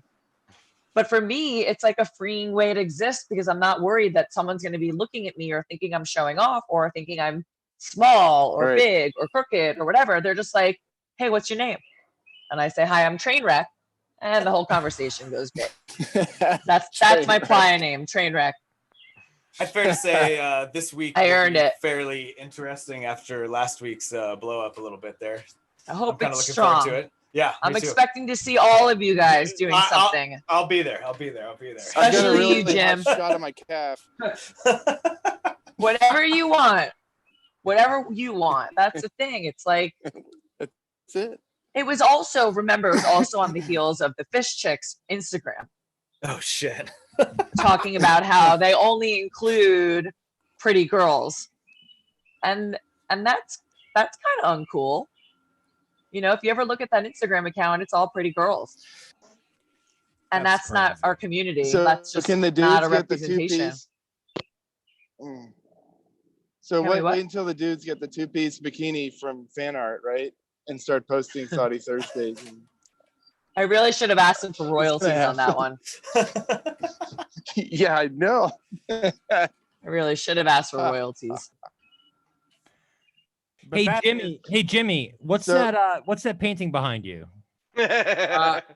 So this is Yosemite, and in this room in our house, I have Joshua Tree and Redwood, and they're all by an artist that does all the national parks, and it's similar to how we have art for Phish, and like if you see it closer and in the dark, it's like super amazing. Oh, that's nice. Wait, this motherfucker isn't outside? And it's one of the ways that I realize that people do that kind of art outside of music posters, and those graphic artists are incredible. And so, you know, I think that we get kind of focused on only what's going on in our scene and around the stuff that we have. As I just saw, a Welker went for over 20 grand 2 days ago. That insanity. Insanity. Totally insane. So I'm just Fish hoping trivia. national parks posters go for, you know, like $5 in the future when my kids, you know, need college tuition. But You never know. You never know. So national parks, it's a theme for you? How many have you gone to? I mean, you know, what's your number? So we lived in California, so we tried Flex to your hit all the parks stats, Jimmy. What's your stats, man? Yeah. When we lived in California, we think we hit 6 out of the 9, and then a few of the deserts that are out there as well. Nationally, though, probably not a lot. I think is it like 126 or something like that? 129? Something like that, yeah. We're around like probably like 40 or 50, but that's awesome. Yeah, that is awesome. But That's during COVID, we've hit 2, so you can still get out and hit national parks, even Opt though outside. we're on lockdown. Right. Wait. If you're not in California now, where are you? I'm in DC. Okay. So that's for Mike and I, and then one of the guys who's from Osiris, he is in our band as well. And then there's a couple other guys that are from Twitter and people from DC that you know in our band. Is that Nick? Talking about Nick? Matt. Yeah, we have Matt Dwyer. Sorry. Yeah. Matty Dwyer. And Where do you guys play? Where do you guys play around town? I live in Sykesville, right in Maryland. Oh, nice. We play cool. At the Velvet Lounge. Nowhere. Not right now. Not right. I mean, like. Well. No, good question. I'm sorry. No, I mean, we had Gypsy Sally's. Like, we've had various bands. Mike and I have kind of played all over town, and the Anthem being like the only place we haven't played. So we're hoping Trey gets us that invite when he comes back. now, yeah, we You guys played are a pretty show. good. We were listening to We played it. it. Sorry. Go ahead, Mike. Sorry.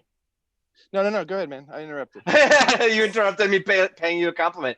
No, I was listening to some of your stuff preparing for this, and you guys have a good sound. It's definitely some quality jamming. So when we do get back out there and all the bars open up, I highly recommend that people go out and see you guys. If you guys could describe thank you. yourselves in like one sentence, what kind of jam, funk, what do you got? Oh, Well, Skoi! Killing the room How about- again. Once again, how about- killing the room. How about sort of like I would say it's sort of a mix of like TV on the radio meets like who is that band that it's on the tip of my tongue right now? The Great Deeper Understanding. The War on The Drugs. War on Jimmy, Drugs. Oh, cool. War on Nice. Drugs. War on Love Drugs. War on Drugs. Maybe meets a little bit of the National and Radiohead. I mean, we did the Radiohead cover. Like we played. The timing sucks on that because we were sort of just starting to play some gigs, and we actually played maybe about 2 weeks before the order went down. And then I played a gig with another friend's band who's in Better Off Dead. I'll give them a plug. They played a free Better Off Dead. Backyard show. Yeah, they played a It's a backyard good movie. show at the.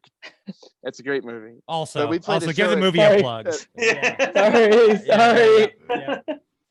No, I played a show at the 8x10 like that Sunday night before it really locked down, and it was sort of the last hurrah. And now they're, of course, like all other music venues, are really struggling to Hey, stay open. And of course, Phish played there in '91. They debuted Rift, so it's got some history. It's been around Baltimore forever. Sort of a Hey, landmark in Federal Hill. Right on. Hey, either Jimmy or Mike, feel free to answer to this. What's your ratio of covers to originals when you guys play? So yeah, I'd say it's about like 3/4 of originals and then 1/4 covers. And we try to go, if you're going to open with a cover, so we open with National Anthem by Radiohead last time, and then we just kind of rolled through a few originals, and then would drop a cover kind of here and there. And when we came up with the band, our idea was that, there's a lot of, like, my favorite covers of Phish in the 90s when I first started seeing them late 90s were like Pavement. And then, when we got into the 2000s and whatnot, playing TV on the radio, playing some of these more indie jam stuff. And then I was thinking, well, what if we had a jam band that played more in that indie music and just really avoided the funk and really avoided all of the mainstays of the main jam scene. And then really what it wrapped around to was like, what if War on Drugs was actually a jam band and didn't just Nice.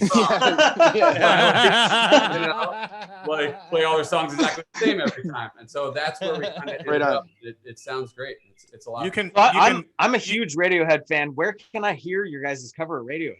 So there's some video clips, and we played on Leap Day right before the lockdown order, and so we're trying to figure out who took the video from that show. But in the aftermath of that, in the city, we were just like throwing stuff in vans and getting stuff off people's houses, and then we didn't get to practice or rehearse or see anybody after that. So we have our footage.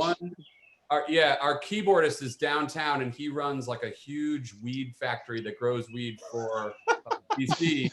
And You mean my new best friend? Like lockdown in the back since this all started because he's an essential worker. He's the only one of us who's a real essential worker. So he's down there working like 20 hours a day, keeping all of DC in greenery. And I'm assuming he or like someone around him has this video, and they got to get it out to us. But we'll get that stuff sent out. It's a Please get that out cover. there. I gotta see this. And we we opened with it, and we came straight out of, I think we had Shake Your Coconuts, and then we started playing with Inspector Norse which is a Todd Cherish album, and then like dropped the audio and went right into National Anthem, and it was really incredible. Mike played trumpet. And filled in all of the different horn parts, and he just charted it out and just crushed it. It's amazing. Nice, dude. It was fun. When I was when I was picking out intro music for you guys, I'm like diving into your YouTube page, and Mike's trumpet at the beginning of you guys covering "Learning to Fly," man. Boner City. Yeah, I'm sorry, man. I was like, dude, that is so dope, man. So dope. Great Yeah, job, that was a really good idea. Actually, Jim, I think it was Jimmy's idea, but it just was like the first time we did it, we were like, fuck, that worked really well. Yeah, like it's too so well. good. I actually messed around and played an E flat. I was playing an E flat trumpet, so it's sort of a smaller bore, slightly higher pitch, but it fits that. So I have to switch horns basically in the transition. Wow. That's how that works. But it's been a great project. I mean, we started talking about this band like 3 or 4 years ago on Twitter when Jimmy lived in like San Francisco, and then everything changes. You move east, and all of a sudden, hey, okay, it was great. So the timing of it was fun. but the timing of not being able to play is a real pain in the ass That's a right now. bummer. So. Well, just post that video for Thoughty Thursday next week, and you're good, man. That's right. Yeah. All you need. Just us all naked playing that song. Nope, you don't even have to do that. Just the song. Just the song is fine. Socks. Hey, if they want to be naked, let them be naked. All right, you know what? I okay? shouldn't shame. All right, you know. I will say, there's all this discussion around Goose and them using like different voice effects and things like that. Yeah. But that stuff is like super deep into the Talking Heads and various indie bands all along, and we definitely use that. And in the Radiohead cover, it's great because Tom York, he uses all sorts of effects and has the Chaos Pad to like throw his vocals all over the place. And like why it's like suddenly illegal for bands like Phish to use that or Goose or Dead and Company. But it's does Trey still have the Does Trey still have the Chaos Pad? Because he had it for like in 2017. I don't know. Just a question. Greatest American band, the Talking fucking Heads. They're in there. They're in there. They're a high seed. They're a high seed. Yeah. All right. I'm sorry. They did some weird I gotta make sure. They did some weird effect on Trey's vocals during Ghost of the Forest in Pittsburgh last fall. Yeah, and in the album as well. That's right. And you go back to Rift, and there's albums where they put vocal effects and things on the band. Waiting All Night. Yep. They did a ton of that stuff. Chalk Dust Torture. Yeah, we have something about Torture. Torture. Hey, I was tortured. I'm still tortured. I'll never not be tortured.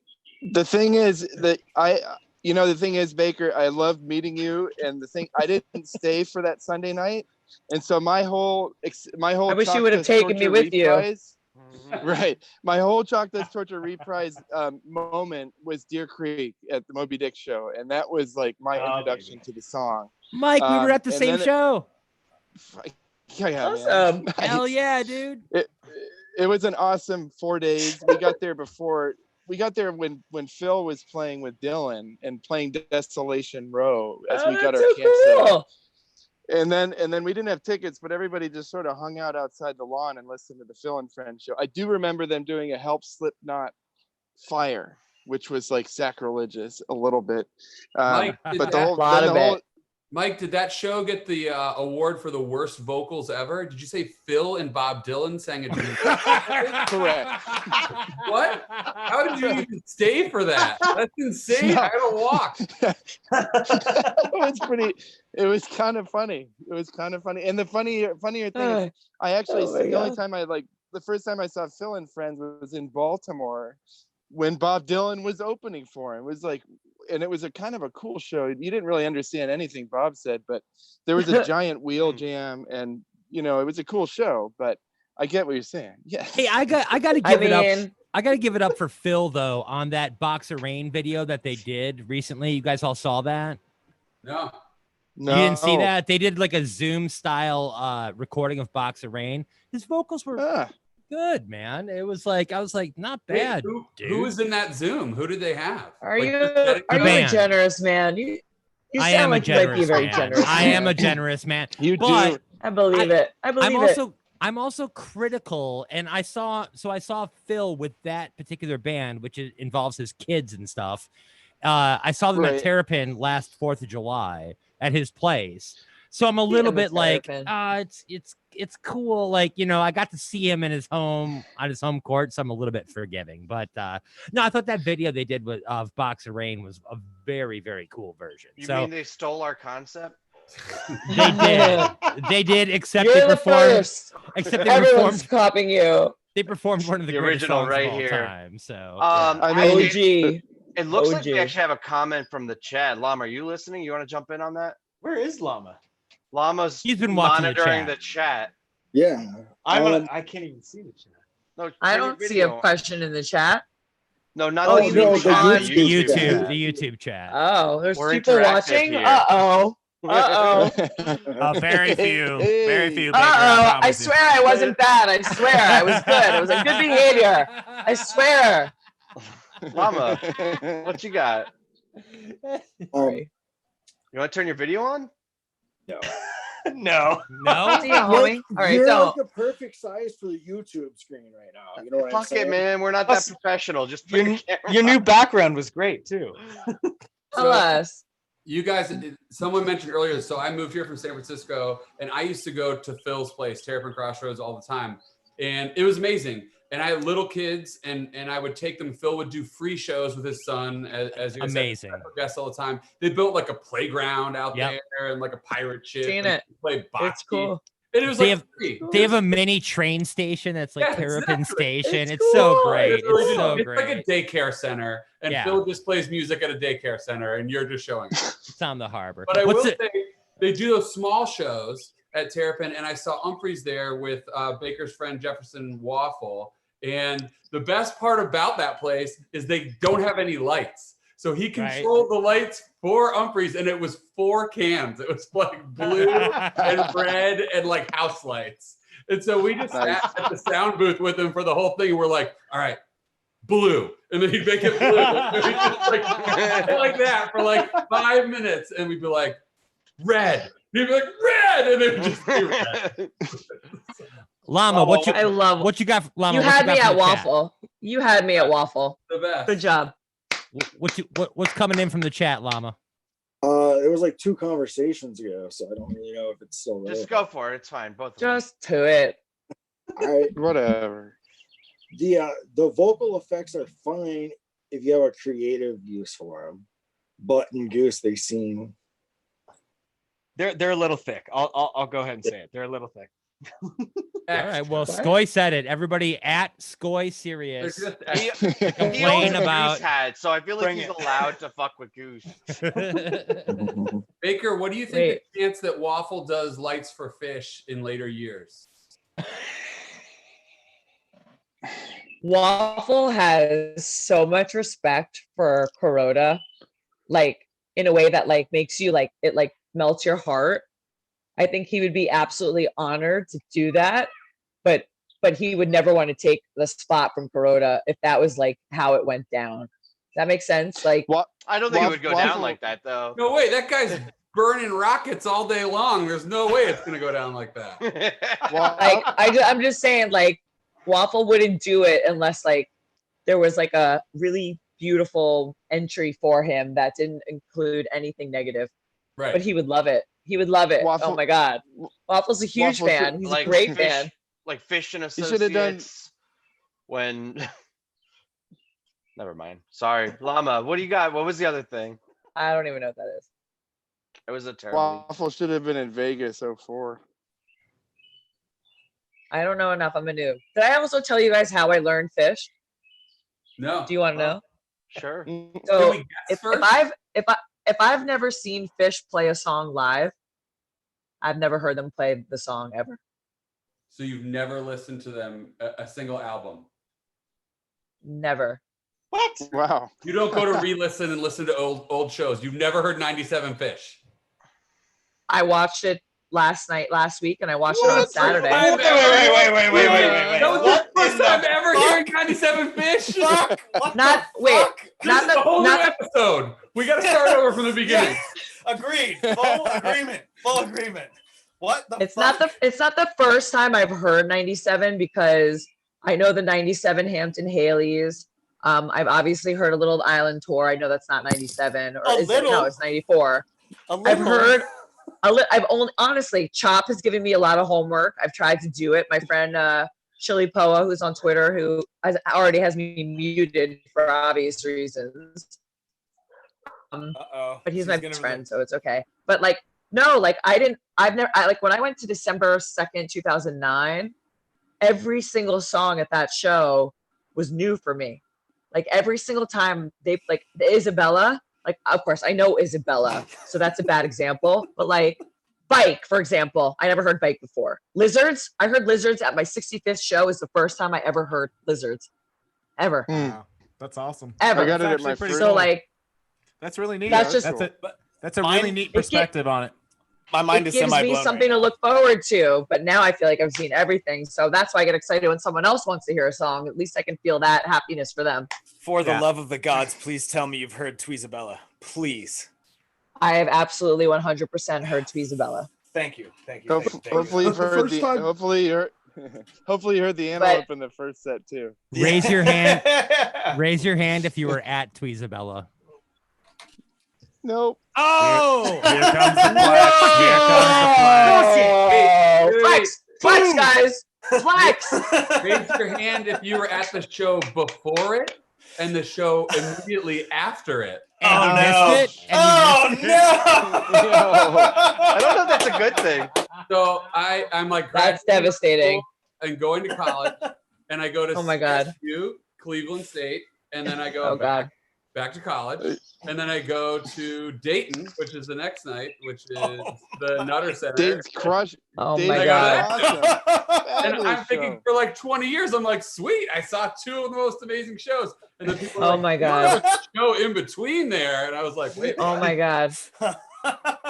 Dude, first of all, I will never blame anybody for not driving to Auburn Hills. Like that's like Auburn Hills sucks. There's nothing good about it except Tweezabella, motherfucker. Tweezabella. I was gonna say, Chad, you gotta get your flexing out this week because next week you're not gonna be able to pull that. I know. Yes, you will. If I'm here, you might. I'll just let anybody redo their things. I'm not coming next week. Don't worry. You're welcome. Mini dose. A microdose. Hey, I never got to give my number. Ooh, let's hear Do it. How many did Jordan say? 47? Yeah. I'm gonna go Something 48. like Then I was 48. Oh. I got a question for Hee Haw. I want to know at what point, when did you actually figure this out that he was hee-hawing up there all the goddamn time? Or like, what show did you name it?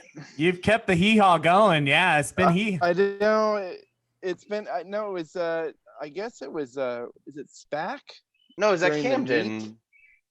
It was Camden for sure, but he did Camden with during the Mr. Completely end of the Mr. Completely jam was the first time it like went full band hee haw, and I guess it was SPAC after that.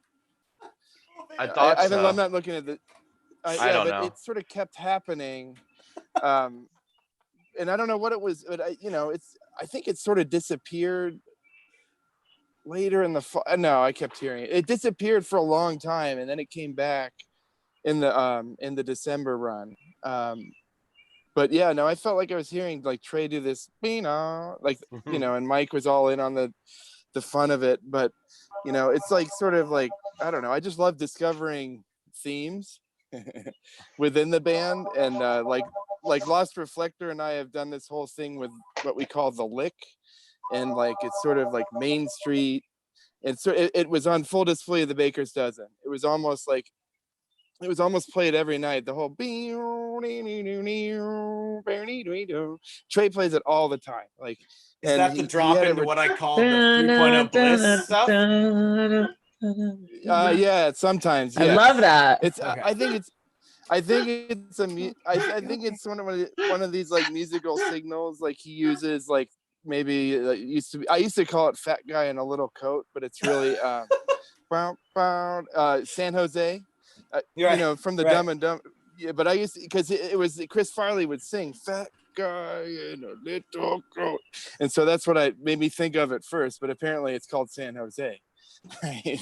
So, but I know it's just one of these things that I was like, well, what the hell? And I think we were at the beach and like streaming the shows, and I kept hearing like this funny communication basically. So yeah, that's sort of. I love it. Last summer I loved watching your hee-haw tweets. That was fucking fantastic. Hee-haw is such a simple and beautiful way to express what they were doing, because I remember first hearing it, I was trying to text what it was to my brother and I couldn't figure out how to describe it. It was so infuriating because it's like there's some musical motif, they're doing something with these notes, and then I saw you say, or somebody say hee-haw. I was like, that's the most beautiful way to describe what they're doing. I hope it comes back personally, but I absolutely love it. The weird thing is I've started to hear it in other artists, like namely like Jerry Garcia. He just it's sort of a twang in the guitar line, and I'm hearing it all the time now. It's weird. So Can't just escape to the share heat, that. y'all. Wait, has it made its way to No, your guys' can't. band yet? No, what did I do? I did tease something funny though. I think during the last show I was playing something. I might have like referenced, I played Main Street, I think is what I did. In one of the jams. Maybe we were doing Golden Age, which was another one of our ones that we'd love to. It's probably like the first thing that we really sort of, it fit like an old shoe for the band. I So, love Golden Age. Me too. TV on the too. radio Yeah. is one of the greatest bands in the world, man. They need a new album. Such an influence. Please put out a new album. The world needs a new TV on the radio album desperately. How long I has mean, it the been guy right now? died, so it's kind of fucked up, isn't it? Yeah. Good point. They Which still one? played Sorry. afterwards. And also, I'll tell you what the most fascinating thing for me about TV and the radio is. My favorite album of theirs, which is Seeds, is like almost everyone else's least favorite album. But it is the most accessible. It's the most beautiful, and it's the most soulful of all their albums. And that's Test Pilot is one of the greatest like love songs of all time. Like Test Pilot. Go look it up, guys. Please, I promise you. Play it put it on that mixtape. Put it on that mixtape we were talking about. Look for Test Pilot. Oh my gosh, Quartz. There's so many songs off that album that just it will like, it was so funny because we have other friends in New York, Baker's friends that I argue with on Twitter sometimes. And one of them, Yeah, you do. You better. he loves Paul Simon and loves Paul Simon so much and said, and one point I said, Paul Simon, he kind of stole from Africa in a way. And I said, TV on the radio is like kind of connecting with their roots in a way. And like, I find their album Seeds more authentic to what they're trying to do with African tribal sound than what Paul Simon was doing with taking musicians and their sound and applying it to his music and then trying to pretend like it was something new.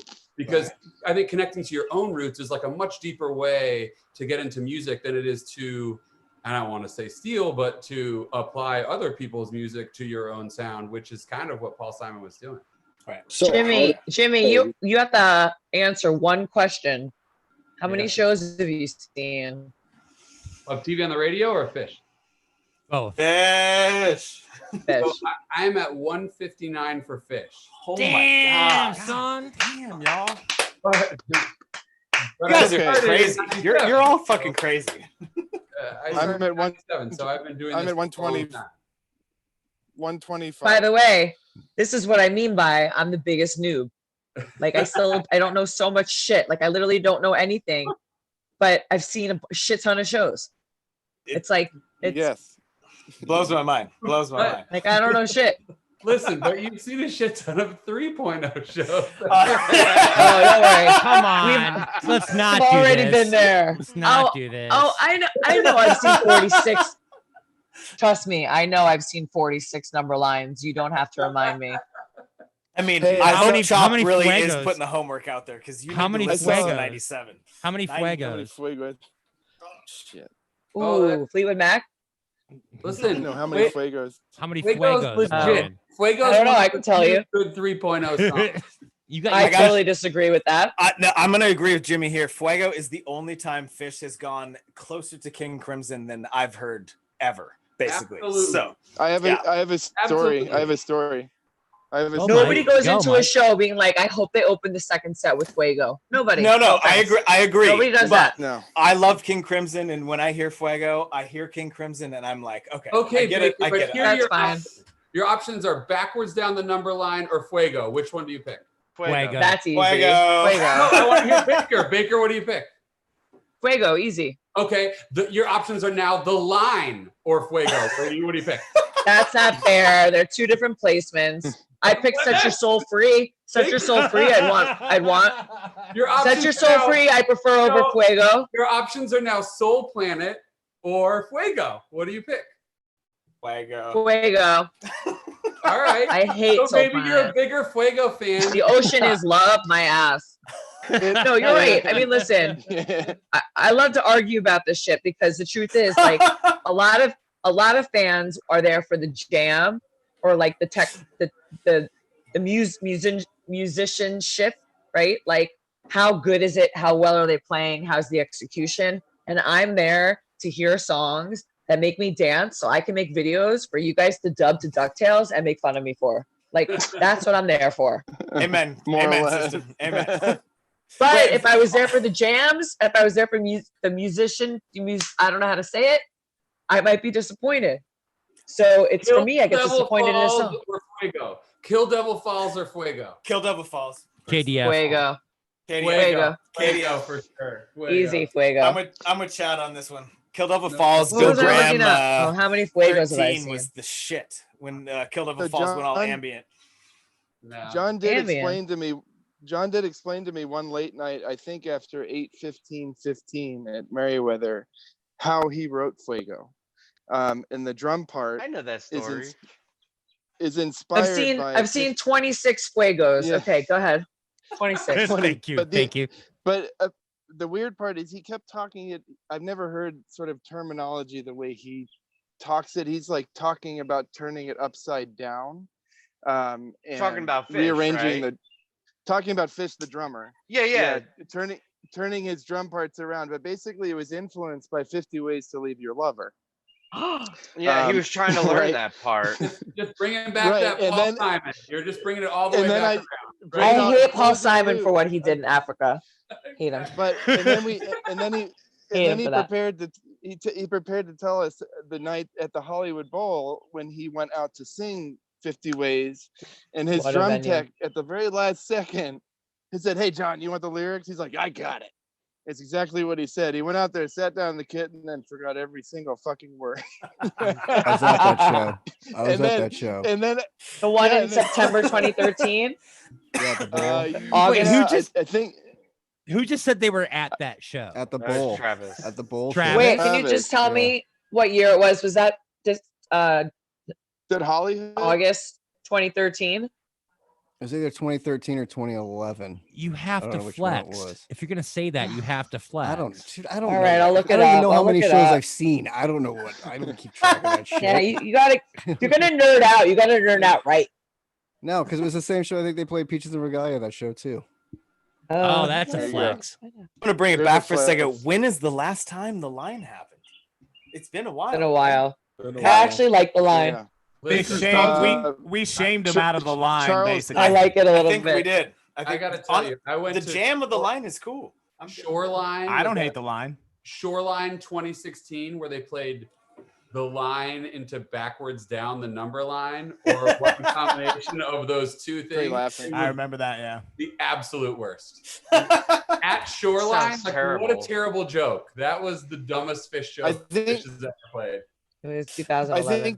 think the line is like my soul 3.0 because it shows up in all the big shows in 3.0, right? Wait, That's what I I'm feel sort like of it's thinking. been a while. We're agreeing there's no 4.0, right? There's not a 4.0. No, we're not gonna start with that. Oh, We're not no. Don't get me start with started, Oh, Jimmy. no. Jimmy, do not get me started. That was Not. the lot episode one. That was the Yeah, lot episode Baker. one. We're on I just episode watched 4. that before this shit.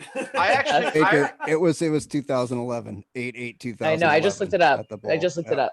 I said, yeah, mine was 13. You're right. I want to make an argument for 4.0 because I was strictly a not a 4.0. There's only one good thing. argument. There's only one So good argument. I think that There's the only one. breaks influence That's the the only sound. argument. I think Totally.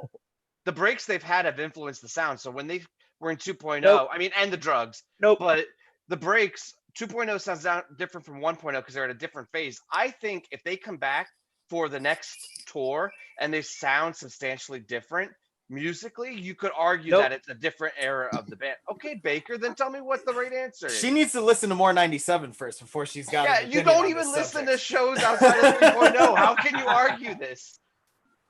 Calling you out. Sorry, I gotta Yeah, call you guys, out. call me out all day long. That's what I'm here for. Listen, there's one good argument, okay? It's that people who haven't been able to see the band because of the breakup will all be newbies, so they'll be 4.0 noobs. That's like, that to me is the only like logical argument. Like, there's going to be a new era. There's been this huge break.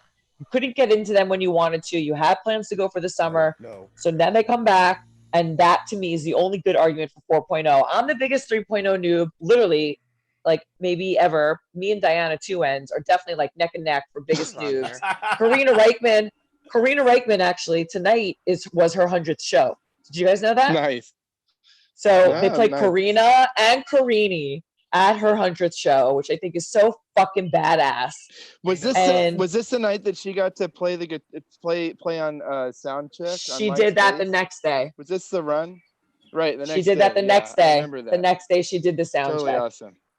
So Fucking Baker, Baker, for these 5 people that are going to join their fandom after the end of this summer, they will get to call it 4.0. Those 5 people will get to call it 4.0, but the rest of us are still in 3.0. I am an anti 4.0 truther. There's no such thing as 4.0. The band's breaks were caused by bad things. This is a bad thing, but it's not a band internal bad thing. You know what I mean? Like, they're not fucked up and shit right now, like getting off Oxy or whatever. They're just at home suffering like the rest of us. Why would it be 4.0? It makes no sense. And I wish Chop was here to argue with me about it. We'd be screaming at each other. Boy. If you want to get technical, they were all. You don't need him. You just need the Vic. Oh, I watched that earlier today. For the record, the line has not been played since 2018, October 21st. Good job, team. Probably was there. Good job, team. Yeah, No, I think we did. Sunday night. It's like the connection. Yeah, no one's ever going to clamor for it to come I back. wasn't there. And someday they're going to bust it out. And people are going to be like, "Stop it, Jimmy! Why would you?" I like the idea of the line. Like, I kind of like it. I'm writing a The Connection sign next show I'm at. First show back. I'm just gonna be like huge, like 12 foot. All right, well, there's songs. I love this There's a list question. of those songs that should never be requested, right? Okay, It's Jimmy. Show of Life. It is Friday. It is Anyone But Me. It is like The Connection, and it is probably Anything from 2.0 Big Boat. favorites. Any What is 2.0 wrong with songs, Show of Jimmy? Life? Is that what you're saying? Any Baker's 2.0? anything but from Big Boat. What is Thank wrong you, with guys. Show of Life? Seriously. Mike, It's thank you for more- coming on, man. Wait, before I leave, "Show of Life" is my least favorite Phish song ever. Oh, It's so bad. Show of Life. Pretty man. much. I was so But- ready. I was so But way ready to to drop get the triggered bomb. by Jimmy, but his list is accurate. Like, I was really know- fired up to get triggered, and then he's like, "No, you're right. You're right." what's the problem with Show of Life? I don't fully get it. But like, Eh. how why is it that bad? Why is it? There's that bad so to make many it- other better things to play. Well, it's usually a You cliche could say that closer. about so many other songs. Also, why is No, I mean, I wish there was an answer for why it was that bad. There's nothing we can say. It's I'm sorry. trying too hard. It's trying too hard. It's where they're trying too hard on that one. They're It just usually trying comes to into an it encore of either. a great show too, right? Like in It their does. minds, Yeah. they're like, "Hey, we just had this incredible show. Let's encore with Show of Life." And it's never an appropriate ending to an insanely good show. Right. So it's usually a disappointment at the end of a great show. We you could think play it's they good or times, bad him? times. We could Him. just encore with good Same times, thing. bad times, and walk off the stage. We could That's it. encore That's with all you have to do. Fire by Jimi Hendrix and walk off the stage. But no, we're gonna play Show of Life and walk off the And stage. piss in the ears of our fans. Okay, I have one You gotta question. reserve that fire for the right time. You know? On that note, I love this question, and I know you guys have asked it before, and so I might have heard answers before, but I love this question. What song are you chasing? Oh fuck. Because that makes me If I feel good could- when I hear it. I'll be like, oh my god, I'll be so happy. I'm gonna raise my hand. Go first. Raise it. Again, 20 shows. I need to see Paige rock a 20-minute Coil end Yeah, set you do. because Oh, Coil is just one of my favorite songs. The Going back outro to of when Coil. I fucking Oh. heard a live one, and I just need to see Paige by himself Okay. on stage at that show. I'm gonna be and- so happy for you the next time it comes on and you're there. I All will right, be go. bawling around all of you. So Yay! I mean, you know what I mean. Great win. yes, win. thank you, Famer. Yeah, you got one? I have never seen If I Could. It was always the show What? before, the show after. Hey. Back in 94, 95, it was always like the show before, show after I went to. 103 Oh my shows. God. 103 shows and no If I Could. That's crazy. Wow, that's a stat. Sorry. It's a stat. Are you frozen? Is he frozen like that? That's awesome. Yeah, He was so for a you're back, second, you're which, back. Lauren. which means we Anybody have to drink. else?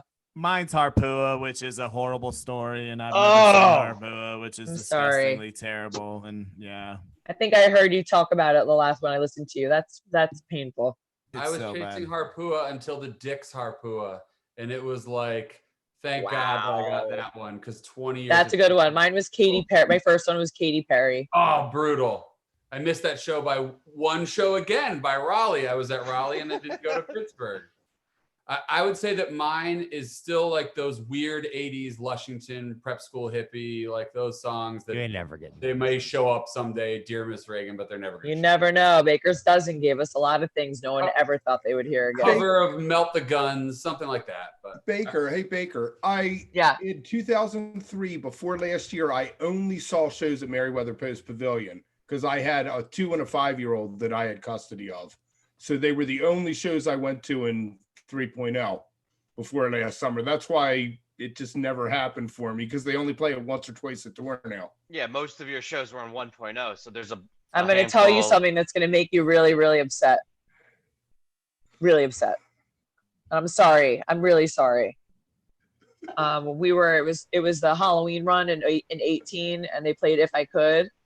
It's so good. It's so and I really had to pee. No. Okay, that's fine. I peed during No. I It's peed in your during Reba. stats. It's all right. It's in your stats. It's fine. It's in your stats. Sorry. It's all that I'm matters. really sorry. I know. Greg gives me Heard it shit from about the it all the bathroom. time. You fucking pee during that song. I'm like, I knew something else was gonna be coming that I needed to dance to, and I really had to pee. Sorry. That's great. That's great. I am. I'm sorry.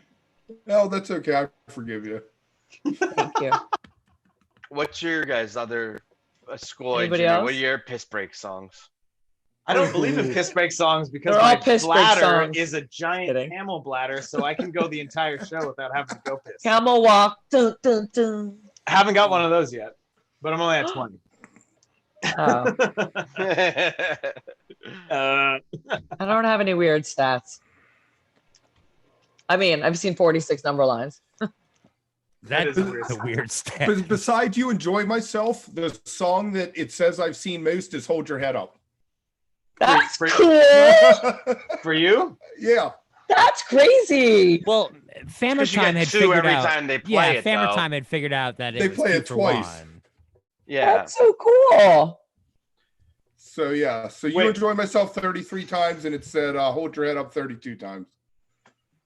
That's pretty cool. Play it twice. Where? What was They that? play it stat? before and Because after they would the go song. hold your head up, Oh, and then right, something, and then Right. The good stat is if you have Cold as Ice, because they used to play Cold as Ice into the, Fishman tribute song and then Cold as Ice out. But Baker, you'll never get one of those. all right. All right. All right. Who earlier said they had not caught Harpua? Who was that? Matt? Fan. I got to see So- that 20-minute version at Skoi Baker's. got you beat in his 20 Oh, songs. Show. Yeah, First Skoi. mean. Harpua at my first show. Thank And you. it went forever. Second Really? show. Mine on my second. Golly, You it's hard. I didn't get. I I did. got a Highway to Hell. I've seen a Highway to Hell. Have any of you guys seen Highway to Hell? Negative. I don't know when you Kevin- see it. Kevin What show did you down. see that? I got a Highway to Hell, my second show. But I was just gonna ask something I forgot. Brain fart. I did see the Radio City Ghost though. I was there at the Radio City Ghost, which would Sick. just happened at 522. So that's my one flex Nice. that I have. I mean, Anybody chasing Iculus? Seen it, 2013. Dicks Yeah, Got was it. that when they flew and the gem plane? set.